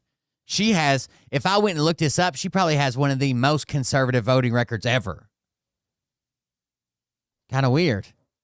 You're talking about lowering the rhetoric, which is important for everybody to hear from you and all of our elected officials. But there is some concern, a lot of concern among Republicans about the rise of anti-Semitic hard-right figures in your movement, especially after Tucker Carlson hosted white nationalist Nick Fuentes on his podcast, didn't question Fuentes about his vile language or views. You did speak at a conference hosted by Fuentes back in 2022. You were criticized, and you said then that you didn't know about his views.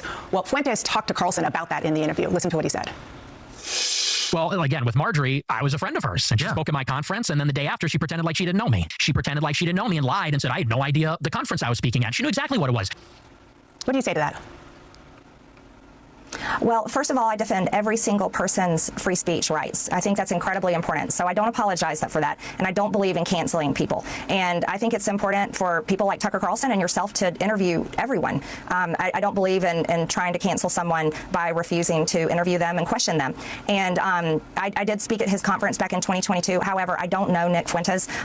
He's someone I've never exchanged text messages with or phone calls. But I did speak at his conference. That was the first time I had met him that day. And that was it. So, but I did watch the interview. I watched the full interview with Tucker, and I admire him for interviewing many people as well as exposing a lot of powerful information. I hear what you're saying. Does on his show. I hear what you're saying about free speech. I mean, count me as guilty as a proponent of free speech. There's free speech, and then there is hate speech. And this is a man invited on a really prominent conservative show who said, even during that interview, I don't know. So I don't know that there is free speech and hate speech. Like, in fact, to me, hate speech is the only free speech. If you're saying stuff that other people agree with, do you need your speech protected? Who's going to come fucking try to shut you down if you're like, man, puppies are awesome? Or, boy, do I sure love a blue sky. I think they should be lambasted. I think they should be separated. I think they should be called out. I think it should be disgusting. I don't think companies should fucking hire them. I think social media campaigns against them, all fucking awesome. But what we shouldn't be doing is saying, oh, well, that's not free speech. Yeah, because today it's, I love Hitler and N-words and whatever, right? But tomorrow it could be something we like saying, right? The only reason for free speech is because of hate speech. he had a problem with, quote, organized Jewry, and he wasn't challenged on it. In the past, he has denied the... He should be challenged. He should be challenged. He should be lambasted. He should be made a fucking pariah, and people should not want to do anything with him, around him, near him, anything. Sure. But we shouldn't try to shut him away and ban him from everything, because that just made his following grow every time we fucking done that. And the government shouldn't step in. He shouldn't be charged. He shouldn't, none of that. Holocaust, called Adolf Hitler effing cool, talked about the fact that he thought Jim Crow was just fine, and on and on. So again, there's free speech, and then there's just hateful language and sentiments. By the way, the day that Trump lashed out at Marjorie Taylor Greene, she sent him this text message the same day. Timestamps are there and everything. It says, check the flight logs of Epstein's plane. Bill Clinton is on there like 26 times, Hillary too. For many of us, releasing the Epstein files has always been for the women who were the victims of Jeffrey Epstein, but also because we believe that Democrat bad guys like the Clintons were entangled and involved with him. Epstein was a spider that wove the web of the deep state. Lean into it. And then it seems like Trump responded to the Jeffrey Epstein hoax. And she said, in every single interview I've done, I have defended President Trump. I've said over and over, the women say he did nothing wrong, and their attorney says he's the only one who helped. And the Democrats had 4 years to release the files but did nothing. Stop ignoring the women. Many of them literally voted for Trump and say so publicly. Them being raped as teenagers is not a hoax. That's what sent him over the edge, right? These messages to him and his staff.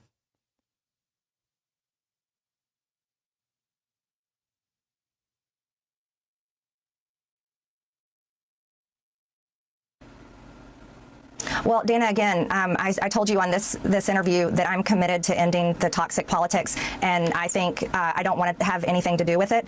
You should have Nick Fuentes on your show, and you could ask him questions about that. I myself am not anti-Semitic. I have never criticized the Jewish people or said anything about except when they built those space lasers, you remember? Them in particular. I am critical of the government of Israel, and I can criticize any government I want to in the entire world as well as our own. And a lot of the times I'm criticizing our own government for failing the American people. And I think that needs to be the focus, and that's the most important thing people care about, is being able to afford groceries, housing. I will say this. I don't think that any H-1B visas should go to any entry-level positions ever. There are some studies out there, and it depends on what you classify entry-level and how you manipulate the data or whatever. But there's some studies out there that say like 80% of them go to entry-level positions. And maybe they're taking a senior engineer, a high-level position from India and making it entry-level, blah, blah, blah, here in the USA so they don't have to pay them as much. It doesn't look as bad. But those entry-level positions probably ought to be going to Americans to train them up in that job. And then I think there needs to be something tied to, if you go get this many H-1B visas, we make the company say, yeah, you can have 10, 100, a billion H-1B visas, but for ever so many H-1B visas, you have to put the money in to train so many Americans to do that exact type of work. So you may go get a senior software developer, project engineer, or 100 of them from India, but you're also going to train or at least pay and make available the education to 20 Americans to do the exact same fucking thing. Health insurance and having a good quality of life. Yeah, and I hear you saying you're not anti-Semitic, and you've said it before, and some of the posts that you have put up, which you have apologized for, certainly have tropes in them that have been used historically against Jews. But I do want to end this conversation with a question to you, and that is, do you see a situation where you and President Trump can make up? And if not, do you think you have a future in the GOP? Well, I certainly hope that we can make up. And there's, again, I can... That's why she's not going too far, right? This is the way you have to play with Trump or any petulant child, narcissist, whatever. He can say whatever the fuck he wants. He can come out tomorrow and be like, Marjorie Taylor Greene fucks dogs and records it, and her husband's a cuck to a fucking Cocker Spaniel, right? But she's got to be like, well, I don't think that he actually meant that, and maybe somebody stole his phone, and maybe he's just upset about this because, really, I love the MAGA agenda. Because if she goes too far and is like, fuck him, I think he's on the list, she'll be barred forever. If she wants a way back in, she has to let Trump say whatever the fuck he wants, and she has to fucking keep it all pulled in. Speak for myself. I'm a Christian, and one of the most important parts of our faith is forgiveness, and that's something I'm committed to. That's why I can easily come on your show that is watched all over the world, and I can say things I'm sorry for, and I can try to set an example of how I think we should move forward as Americans. And so, of course, on my end, I believe in that, and I certainly hope to see that happen. Congresswoman Marjorie Taylor Greene, I appreciate you coming on this morning. Thank you so much. Thank you, Dana. So that is interesting that she did this. I saw another, what the fuck? A hot dog that heats itself. This is a portable instant hot dog cooker, and it will heat your wiener in just 7 minutes. But that's not really instant, is it? Well, I also have this portable instant hot dog cooker. That one will heat a hot dog so fast that it starts to explode. And that's not even the second most dangerous part of this project. There are serious risks if what I'm about to do is done improperly. This could be life-altering tech here, guys. I got the idea in California. I have asked all weekend YouTubers, what's your hot dog video? And if they don't, I'm like, you gotta make a hot dog video. If you've never heard of Open Sauce, it's this big science fair YouTube event created by William Osmond. Raise your hand if you've ever made a hot dog video. Okay, see, that's almost half. It was actually more than half. I forgot, I do have a hot dog video. I put it in the Piranha solution. This was probably the least appetizing of the videos, although Waterjet Channel wasn't far behind. The point is that here on stage at Open Sauce, among all these YouTubers giving a talk was me, and I had no hot dog video. If I finish my sentence. But to get back to the story, tactical thermite-powered instant hot dog. This was based on a meme asking the question, what if there was a single-use instant hot dog, like a glow stick that you crack open? And over at Thought Emporium, they'd done it. And I knew that that was basically as good as cooking hot dogs got. Cooking would really be central, and it's unfortunate that you did the thermite thing, because it's just so like how do you, I try and top it. Well, they cooked a hot dog with thermite? I had no idea how to top it. I was in the middle of building my dream video game system. I had zero free time for frivolous Frankfurtic fantasies. Okay, that's really bad. Basically, I just figured I'd never think about it again because they had already come up with the only really cool way to make an instant hot dog. But what if it's not? To a hamburger lover, what could compare with the perfection of the 1-minute hamburger from the Presto Burger electric hamburger cooker? All right, so I know that that's a burger, not a hot dog, but I couldn't find the commercial for the actual thing. Presto, the company who made this electric hamburger cooker, also made an electric hot dog cooker, but it's very different. Now, both devices are powered by electricity, which is run through a heating element. The electrical resistance in the heating element creates a sort of friction that turns the electricity into heat. The difference is that, unlike the burger cooker, and just about every electric cooking device that's ever existed, the hot dog cooker's heating element is the hot dog itself. Seriously, the hot dog is the heating element. It has its own internal electrical resistance. If you pass electricity from one end to the other, it will cook itself. Now, for some reason, the act of heating something in a clever way does something to me. I was giddy when I used induction heating for my first glue gun, and then again for my web cartridges. I was psyched when I cooked a potato with a bicycle by making the most over-insulated oven ever. Everyone was freaking out when Lewis cooked a chicken by slapping it. Pocket toaster, Minecraft furnace that burns coal to generate electricity. The thermal experiments just get me going, especially when they work better than anyone would expect. But with this, Saturday night, I literally just had the idea like an hour ago, and I've already ordered buck converters, and I've already ordered new shorter batteries, and I'm really, really excited because it's. Now, the Presto cooker uses 120 volts AC out of your wall, but to my knowledge, no one has ever built a portable electric hot dog cooker. I mean, back in the 70s when this was popular, batteries sucked. Nowadays, our LiPos can put out as much as an old car battery could back then. So I knew that having enough energy density... I just want to see how quickly this cooks. The first potential major issue with this idea. Well, it's been 6 minutes and not even feeling warm. This was... Is cooking a hot dog via unusual methods a huge inconvenience? I don't think this is supposed to be like an actual video to make your life easier. I think it's just the funny part of cooking a hot dog. My first test, and what I wanted to learn was, what's the minimum voltage you need to heat a hot dog? We know that 120 volts heats a hot dog fast enough to name your cooker after the Italian word for quick, but would half the volts twice as long? What about a quarter? Well, this buck converter took the 4 volts from our lithium and did it to around 28 volts, and it turns out that a quarter doesn't really do anything. But man, would it be cool if the portable hot dog cooker was like super portable? I'd love it to have this thing be just barely bigger than a hot dog. That looks amazing, dude. That would be so cool. Unfortunately, as we reached 6 minutes, my 40-volt converter was also not really warming it either. The problem with these buck converters is that the higher the voltage you need, the bigger and more expensive that they get. So the sweet spot was this reasonably sized, reasonably priced 250-watt 50-volt converter. That still was not enough. Now, I doubt that there's a lot of people who need to turn 12 volts into 80, so there's not a lot of market demand to create the kind of competition that would drive optimization, miniaturization, and create a large pool of options. But a lot of people need to turn 12 volts into 120 volts AC. I feel like this could be the one. This could be the one that the dog. So the hot dog for all the neighbors who may be overhearing me. So I hooked up a 12-volt LiPo to the inverter, plugged in the dog, and way more current than... Have you seen those videos on short videos and TikTok videos where they're selling dog paw washers and they're really like fake pussies or something? Needed to roast a hot dog, but the amount of current that is able to pass from increasing the surface area in maybe they're just marketing towards me. I don't know. Some crazy stuff started happening. I heard of a guy one time that had a fake vagina and he used his old lady's hair straightener to warm it up. Oh. Ow. Okay, so the size of the electrodes really matters. Like, the size of the electrodes, like, it really matters. That thing cooked I guess it was like a silicone, like, lower half, and he used a hair straightener to heat it. instantly. This changed everything. Not only would this new inverter cook it super fast, Crazy shit I'd ever heard. smaller converters could work too. It was time to assemble my team. Yes, I get a team. Justin at Thought Emporium has a team. I'm too busy to be shocking my meat alone. Thankfully, I knew a recent college grad, a fresh new engineer. You remember Daps? Well, he was excited to come to my basement and help. I was excited to exploit his excitement. And to help both of us was the new P2S like he's a dungeon. lab. Now, test prints, we were also retesting some of the smaller surface. I'm skipping ahead some because I just want to see what the fuck it does. It's slightly warm. It feels like it's alive. It's alive. Yes, it feels like it's alive. I think that we learned something. I think we've learned something important. Yeah, we learned that this circuit sucks. Honestly, you'd have better luck heating it up with. We'd gotten the hot dog to a much warmer 140 degrees Fahrenheit, but it also highlighted the second major issue with this project. Can you guess what problem I'm running into? Figuring out how not to generate toxic crap from the electrodes would be my guess. Exactly. And the thing is, I don't even know how they did it. When I read online, a lot of people talked about it tasting electrical when they ate it. You might recognize this channel, Nighthawk and Light, or from the stage that we were both on at Open Sauce. In my Nerf Nuke video, I had to generate oxyhydrogen through Couldn't you just take like a big fucking plasma arc and just zap the shit out of it? electrolysis, and he had steered me away from making a That was so cool, by the way. He made this ultimate like nuke, like Nerf nuke. That was a cool project from Joel Creates. because of the nasty byproducts it could create.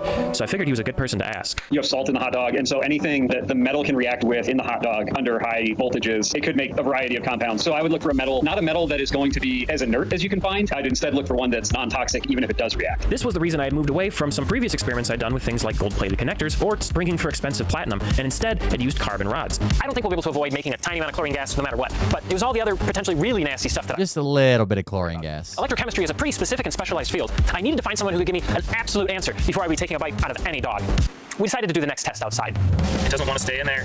There's too much pressure. We are at 83 degrees in 7 minutes. 83 degrees. It's pushing the rods out. It's starting to get kind of nasty. Man, that is a hot dog. That is a cooked hot dog in 7 minutes. With 2 different viable circuits, we now had the power to cook, but we still... All right. What exactly should a portable hot dog cooker look like? Cryopod, hot dog cryopod. The hot dog's in cryostasis until we put it into the animator and then it heats it up and it brings it to life and then we eat it. Somehow Daps was able to understand that and whip up a basic pod design, and it looked good, especially considering this isn't how he normally does stuff. In the YouTube design process, you gotta put a lot of thought into the form and like the way it looks. I don't do that a lot personally. If I were to make this on my own and not have it be a YouTube video, I'd just make it a blob of plastic with a hot dog chamber inside. So since the whole cryo chamber thing was my vision for the 120 volt circuit, I decided that I would design it later and instead have Daps go with whatever vision he wanted for the smaller 7-minute circuit design. And wouldn't you know it, he went with hot dog. The wiener has to be held by some sort of an enclosure that lets you see it while it's cooking. So while mine would have a cryopod cage, Daps had a mustard cage. It's a really clever thought, or maybe it's really deranged. Oh, I get it. It looks like mustard. The H2D that used to sit in this corner is a great printer, but that got bumped to my other workspace, as the P2S is a much more sensible fit for such a small workplace.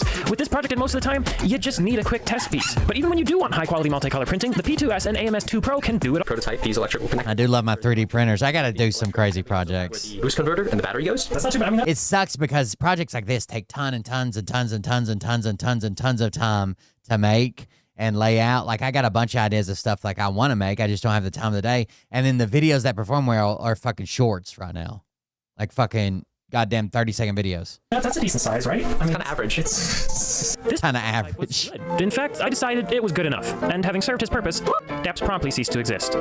Now, the electrodes. I did have some lab-grade carbon rods on hand, but the old carbon rods had been really messy. I also had started removing the electrodes from the Presto cooker, but I have no idea what these are made of or how safe they actually are given the time period in which they were made. I did also start sending emails to my local university trying to track down some electrochemistry experts who could give me some solid answers. But while I waited, I figured I should check in with someone. So Justin, we were on a panel together. Do you remember that? I do. Talked a lot about hot dogs. What if I told you that I may have come up with a way to top it? Does it involve explosives? It's not combustive. Well, we've already had somebody who slapped a thing until it's been cooked. This is the one with the 2 electric. Oh, there's a guy. Have you guys ever seen this? There's a guy. Slapping is energy transfer. And all energy transfer as a byproduct creates heat. So there's a guy that made a slapping machine that literally cooked a full chicken. From like this wheel of hands that went around and slapped a chicken until it was cooked. Have you guys ever seen that? That's the type of shit that I nerd out on. Electrodes, isn't it? Yes. Oh no! Oh no! What kind of chemicals am I creating inside this hot dog with these electrolytic reactions? Oh yeah, no, it's making all kinds of nasty. That's the other reason I would want to eat it, you know? Now, he might not be an electrochemist, but he did have an idea. Magnesium. That's what it should be. Because magnesium is food. I'll show you in a second. It'll just form like magnesium hydroxide, which is milk of magnesia, which they give it to you as a laxative. That's the only byproduct that can be created. Pretty much. Now, that is pretty much what worries me. Justin's a smart guy. Ben's a smart guy. I'm clever enough, and I can read things on the internet, but if any of us is compositionally even one molecule off, then who knows what mystery substance I could be putting into my body. So I guess I'll just hope for answers from the... That's an older video, too. And the chicken one. The cryopod. It's a good feeling when you wake up in the morning and you own a bamboo printer because it's like there's presents waiting for you. Check this out. Oh yeah, very cool. Very cool. It had started with me taking apart the 120 volt inverter and then DAPS creating a slotted case for the circuit. I then took that foundation and kept tweaking it bit by bit until I had something that was not only practical, but I think it looks pretty sick.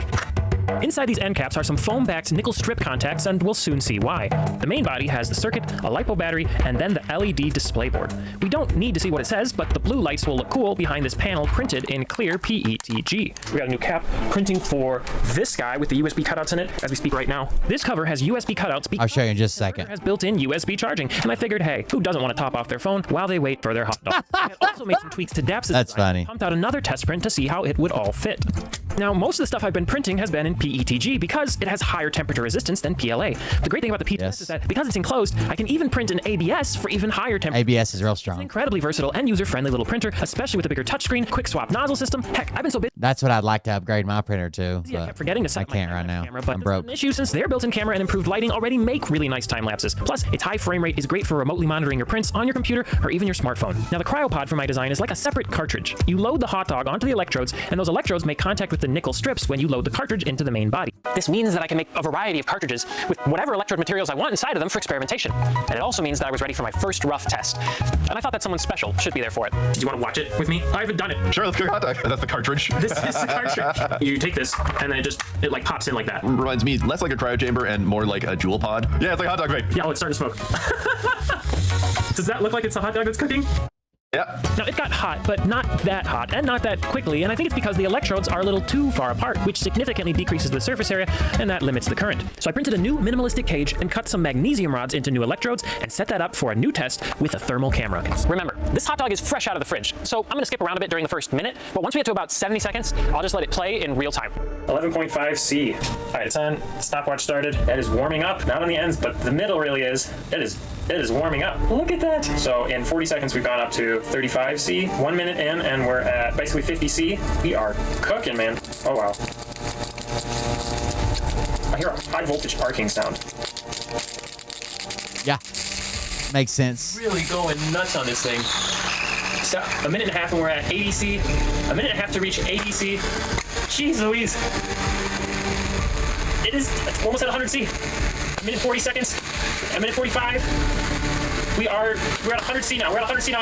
Under 2 minutes. Whoa, geez, turn it off. That was so fast. It just was like, that works really well. It smells good too. It smells like hot dog. I don't know if they leached any crazy compounds in there. Now you probably want to know what this tastes like, and I think I might just be able to do that. After a month of trying to get a hold of somebody at the university, I finally had a chat with a charming electrochemistry professor who basically said that they were concerned. But of all the electrodes we talked about, carbon sounded best to them, which is also what Ben had said. My lab electrode carbon rods were also the only material I had with some semblance of a data sheet to back up any claims about their purity. Magnesium might say pure on the Amazon listing, but who knows? And who knows what's in the Presto electrodes without They were concerned. we were actually producing inside the hot dog without lab testing. I mean, heck, who even knows what's in a hot dog in the first place? So I took a fresh Take a fucking piece of it and send it off to the lab and see what's in it. ABS cage, applied food-grade silicone to the parts that might actually come in contact with the hot dog, and then cut, sharpened, and inserted the carbon rods. I first wanted to know how many hot dogs I could cook on a single charge, aiming for 150 to 160 Fahrenheit. How many in a row can this thing knock out? These carbon rods were smaller in diameter, which meant it cooked slower, and only got up to about 150 degrees Fahrenheit before the arcing at the electrode caused that to heat up. Thankfully, the higher temp ABS seemed to handle the heat just fine. I was able to cook 3 hot dogs before it seemed to be struggling to reach the temperatures, but with thicker rods cooking quicker and arcing less, I'd be surprised if it couldn't do at least 4 on a single charge. Which is crazy. This thing can like race your microwave and still fit into your pocket. And as cool as DAPS' design looks, and while it works in theory, it's just not practical to cook this way for that long. Plus, the DC current means that byproducts might be moving from one side of the hot dog to the other, rather than staying localized to the ends like with AC. So don't try any of this at home, but I think I've done enough due diligence that I can handle the one bite from the middle. Right. Just stay away from the ends. Makes sense. I think I've done enough due diligence that I can handle. Because AC just goes back and forth, back and forth, back and forth. It never actually travels that far. And DC goes from one end to the other. 2 bites from the middle. That's really good. I mean, I did buy really nice hot dogs for this test. Not only did these hot dogs have a simple list of ingredients, but they were also slightly longer, which meant they covered the full electrode. And because they could receive more current, it caused them to reach a perfect 160 degree Fahrenheit internal temperature in just... That's pretty cool. Now let me show you the chicken thing. Sorry, I'm a nerd. Done! This got like 16 million views. Look at this. Cooked! Oh my god! I mean, all right, let's eat it. A portion of this video was sponsored by HelloFresh. The chicken you see here is the only one on earth ever cooked by the power of slaps. And as funny as that might sound, the engineering required to pull this off was no joke. A couple months back, I posted a video investigating a question as old as time. How many slaps would it take to cook a chicken? The results were incredibly promising, increasing the chicken's temperature by as much as 16 degrees C above ambient. With the original rig destroyed by our testing, we were back to square one. But boy, did I have a lot of suggestions on where to go from here. My comments and my Discord were both flooded with ideas. Some of them pretty good, and yeah, a lot of them were really bad. Multiple slappers, chicken-sized plate armor, a rig-sized vacuum chamber. All these suggestions addressed important issues with the original design, but each only really addressed one at a time. I needed all 3: faster slap rate, more impact control, and minimal heat loss from the chicken. Right off the bat, I knew we needed a stronger arm, so I made a new oak core aluminum version whose outer shell provides strength, while the wood core 4 adds rigidity. The original meat beater also had a fundamental problem, and that there was no way whatsoever to control the power of a slap without also adjusting the speed. This is a real issue because it means that as we go faster, we're forced to hit the chicken harder and harder, thereby accelerating its pulpification. What we need is a rig that is really fast without hitting the chicken Pulpification. hard, which means making a paddle that allows for adjustable slap depth. And yes, that's the technical term. This was the biggest overhaul from the original rig, which meant it was a pretty involved process. The design I settled on used a cutting board as the impact surface, aluminum angle bars for mounts, and spring steel strips as the adjustable height. It does add a new level to beating your meat for sure. Legs that connected it to the arm. This allows for far more control. He ate it. Chicken without compromising. Dude ate it. The other big issue Because yeah, most of the energy goes into like force, like transfer and like a push from a slap.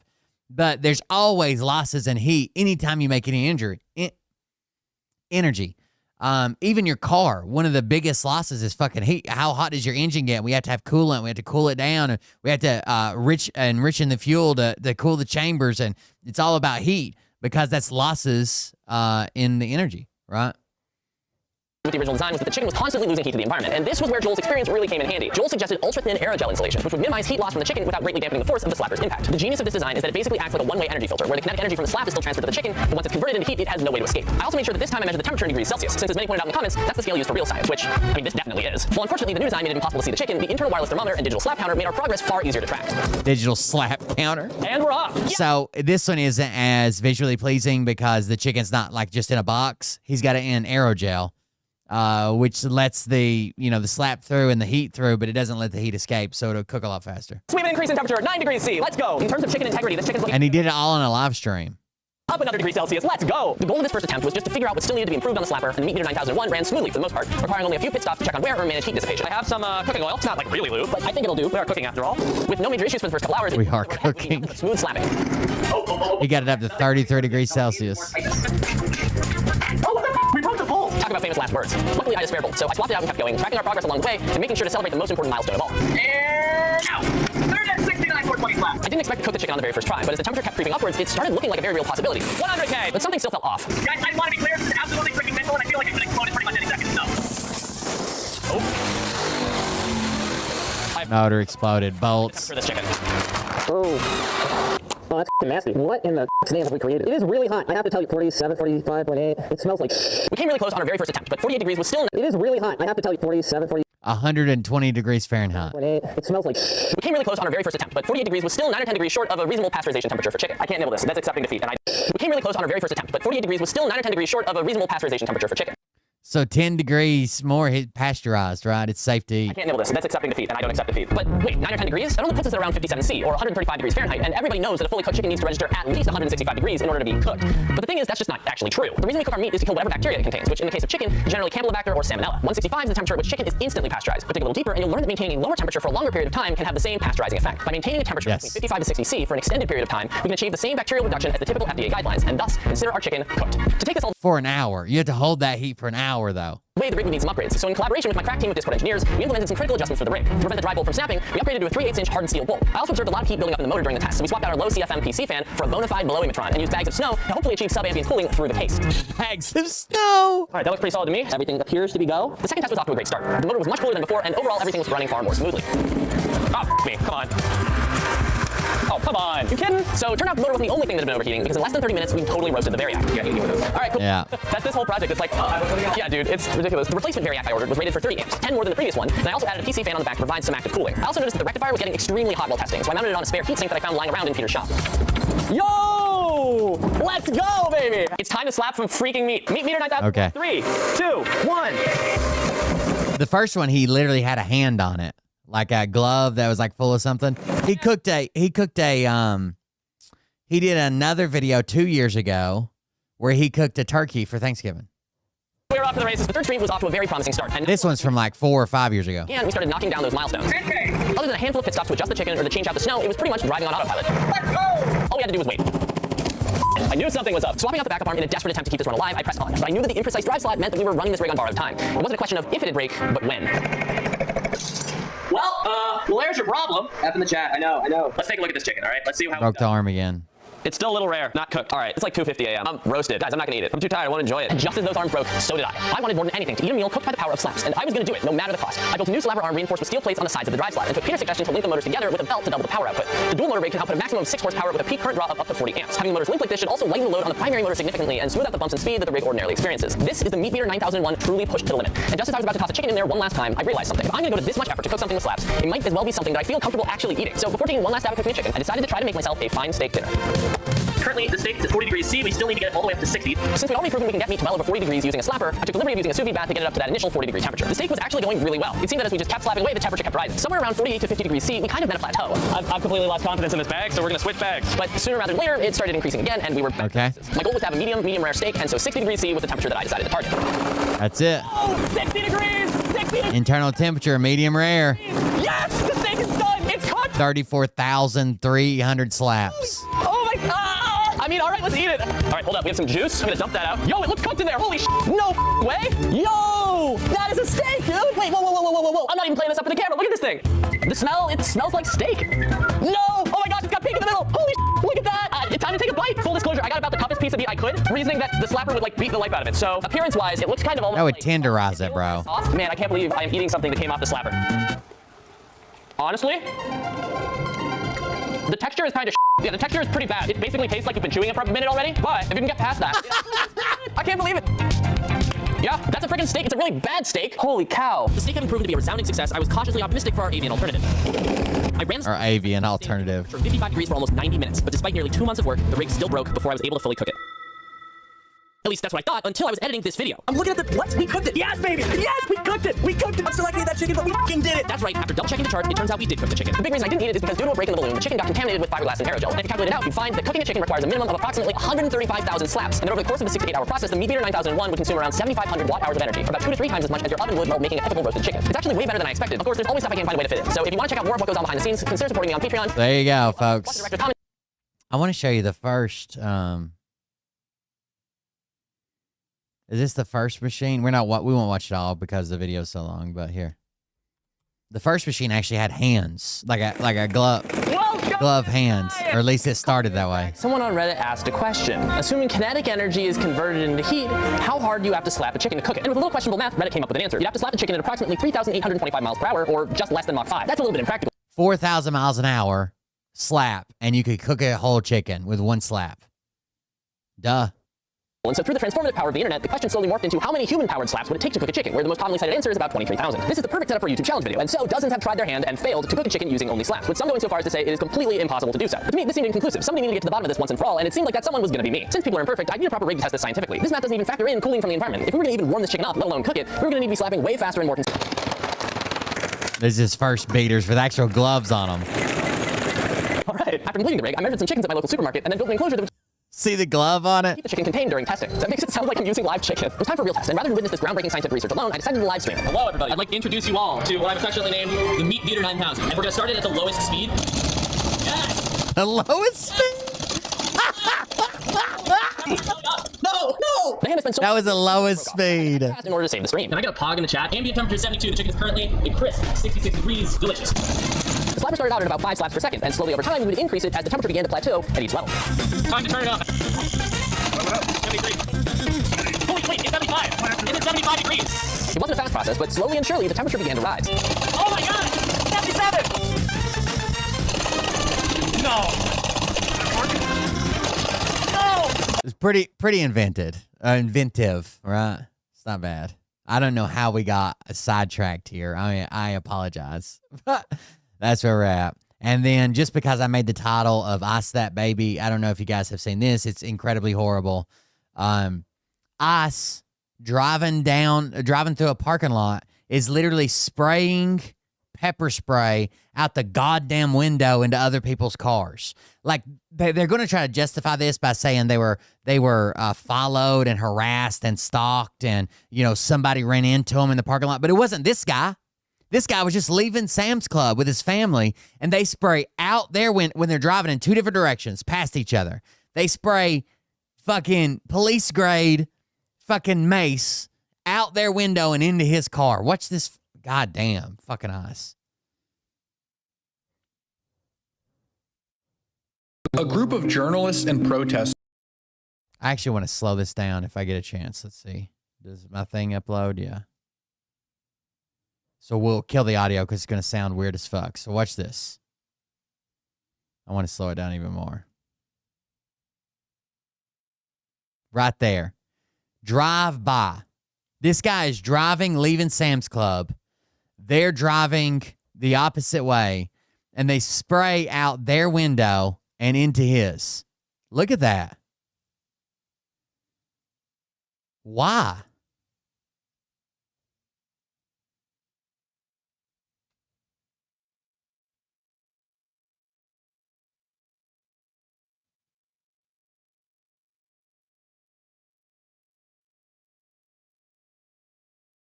Also, his wife and 1-year-old baby are in the car.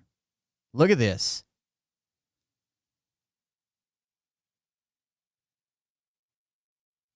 Like, I'm not condoning violence. I'm not asking for violence. This is not a call to arms, but I don't understand why there isn't already so much more violence.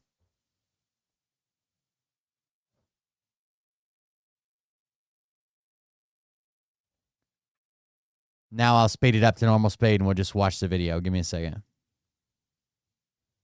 Get audio back.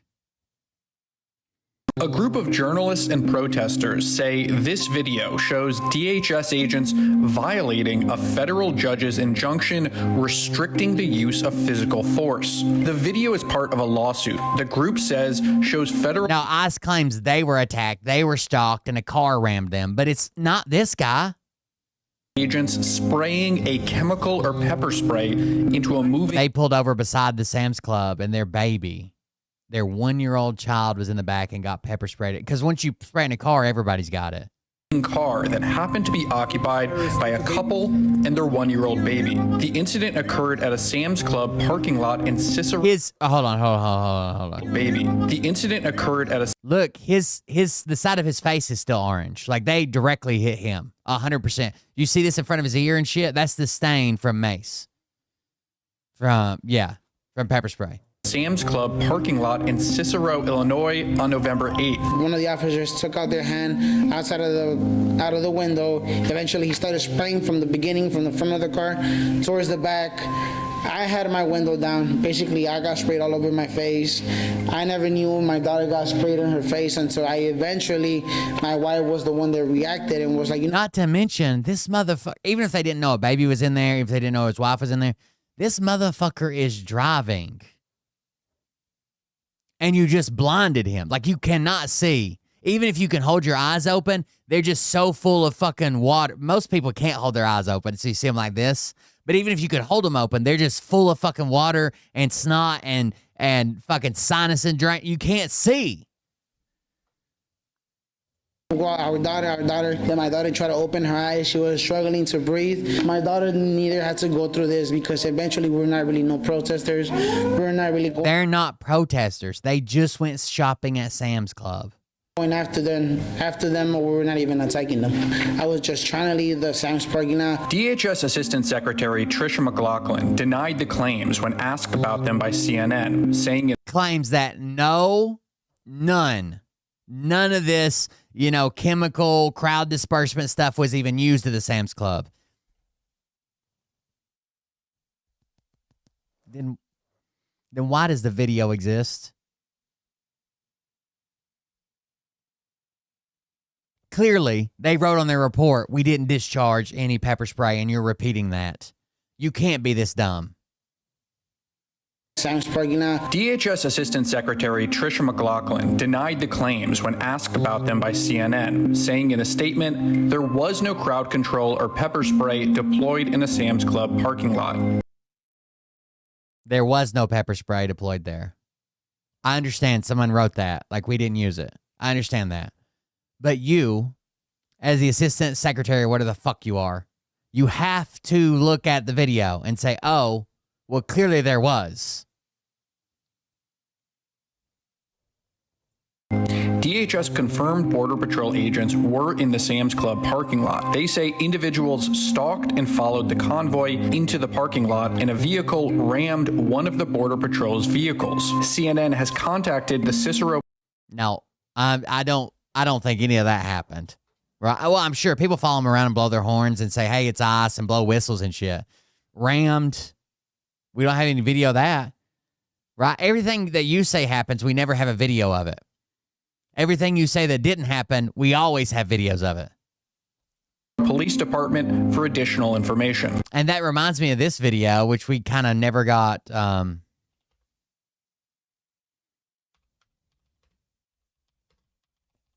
Or at least I didn't do a good job of recovering this. So this lady, who they try to make all kinds of accusations about, the one that they, I forgot to show this video too. That's a video I had. This one. You've got to hear about this. They released her 4 hours later with no charges. She's a U.S. citizen on her way to work. They ran her off the fucking road. Then they drove for a little bit, and they're like, oh, shit. So we gotta make it seem like, we just didn't ram into somebody. Let's arrest her and say such and such. In Chicago, ICE agents deliberately crashed into a woman's car, then dragged her out and arrested her. She was on her way to get coffee before heading to work when she encountered a chaotic scene at Westtown. Heavily armed, masked federal agents making arrests on a residential street. These agents were arresting several landscape workers presumed to be in the country without authorization. As she was trying to drive through this, an unmarked vehicle driven by federal agents ran into her car as it tried to speed away from a hostile crowd. It's almost like they try to drive away for a minute, and then they slam on the brakes. Seconds after the crash, agents abruptly stopped their vehicle and exited with weapons in hand pointed at her, a U.S. citizen. Agents then forcibly... Right, this is the video with the black car. I don't know why they're mixing in the other videos, but it's this woman on her way to work. A U.S. citizen. Pulled her out of the vehicle by her legs without identifying themselves, presenting a warrant, or informing her that she was under arrest. Bystanders yelled, "You hit her, we have it on video," and agents of this is the video again. Crowd and forced her into a red minivan and drove away. They just left her car behind in the middle of the road, her coffee still in the cup holder, and a door still open. In plain view. DHS later released a statement claiming that she was at fault, claiming she crashed into an unmarked government vehicle and then violently resisted arrest, injuring 2 officers. However, despite these outrageous claims, she was released the same day, a few hours later without... 4 hours later, she was released with no charges. Now, they claim that she rammed them and then resisted arrest for attacking a police officer. Don't you think there'd be charges with that? Any charges. Very interesting. While DHS says its operations are being... And then we have this one. This is the one I said I never did play. A cop stopped a man pointing a gun at a woman. Then they found out he was ICE. This guy's in intersection pointing guns at people. What are you doing? What the fuck is your problem? So at first the cop acts like he's there to help the woman. And then this guy says, oh, I'm ICE. And then the cop's like, oh, okay, carry on. What the are you doing? Are you for real right now? And now these cops are helping them. Y'all are on live. Look it, I thought police are not supposed... I'm just driving. You keep following us and we're doing operations. Is it illegal to follow a cop? In any capacity? No. You can follow him around all goddamn day if you wanted to. You keep following us, man. So he pulls through the intersection in a red light, at least the backstory that I looked up for this, and a lot of it was word of mouth. So, but what I believe happened, they were both at a red light. She had been behind him, and maybe she had been following him. I don't know. It doesn't say. He pulled and ran a red light, got on the other side of the intersection, and pulled his car at an angle, got out and pointed a gun at her. A few seconds later, while she's like, what the fuck? Start video and start videoing. By the time they get the video up, a cop has pulled up. And the cop blows his siren and is like, what the fuck? And starts to get out of the car. And the guy's like, I'm ICE. And the cop's like, oh, okay. Gets back in his car with his lights still going. And then they tell it, you keep following me, ma'am, and we're doing operations. Following me? What the fuck? I thought cops are not supposed to collaborate with ICE. What the fuck are you doing? You can't be following us like that. I live here. I can follow whoever the fuck. Wait till I see a goddamn ICE vehicle. Okay, to pull your gun on a woman? What the fuck? I'm a stubborn piece of shit with no goddamn job. You just wait till I find fucking ICE. What the fuck do you think you are?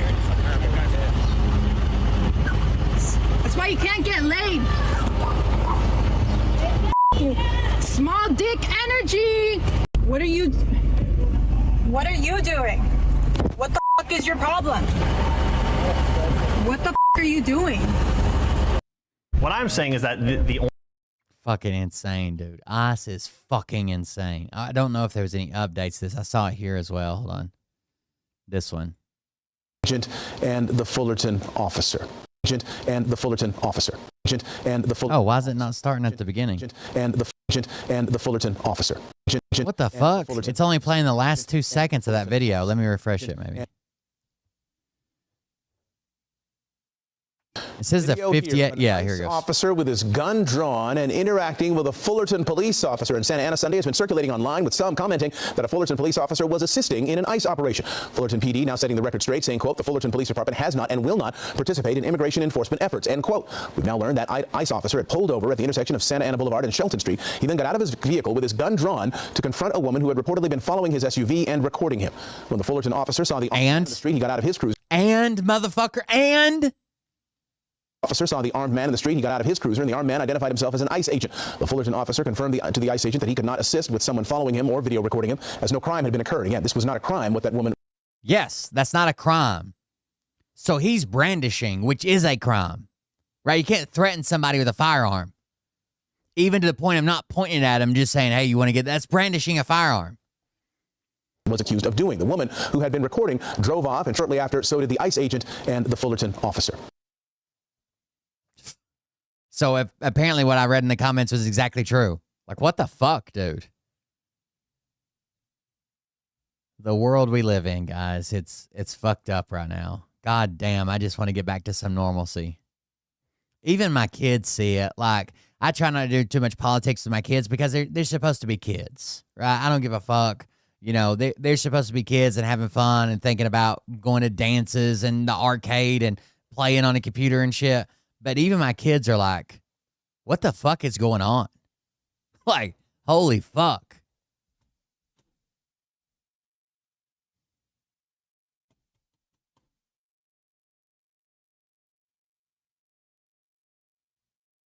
Anyways, consider supporting the show. It's time to pay bills.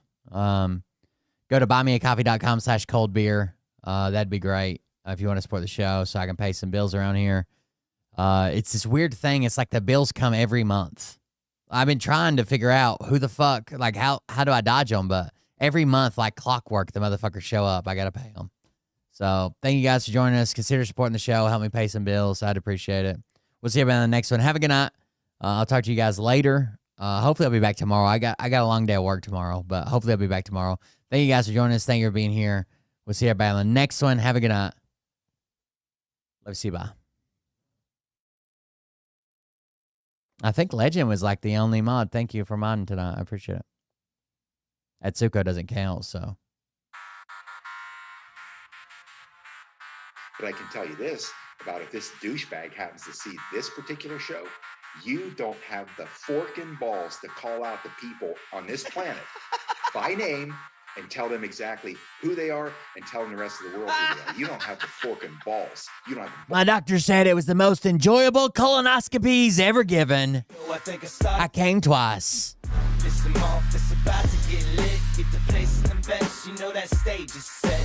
You better buckle up, cause you ain't seen nothing yet. Here we go, I think I started some shit. Piss them off, it's about to get lit. Get the place in the best. You know that stage is set. You better buckle up, cause you ain't seen nothing yet. And they say that I'm a lunatic. Well, listen, bitch, I came equipped with a quick wit and a 6th sense for the stupid shit. Where my true believer?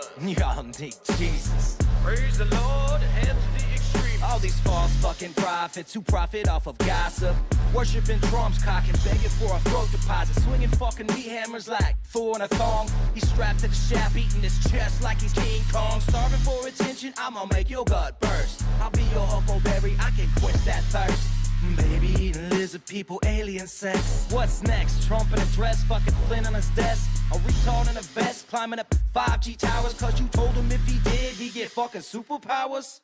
Here we go, I think I started some shit. Piss them off, it's about to get lit. Get the place in the best, you know that stage is set. You better buckle up, cause you ain't seen nothing yet. Here we go, I think I started some shit. Piss them off, it's about to get lit. Get the place in the best, you know that stage is set.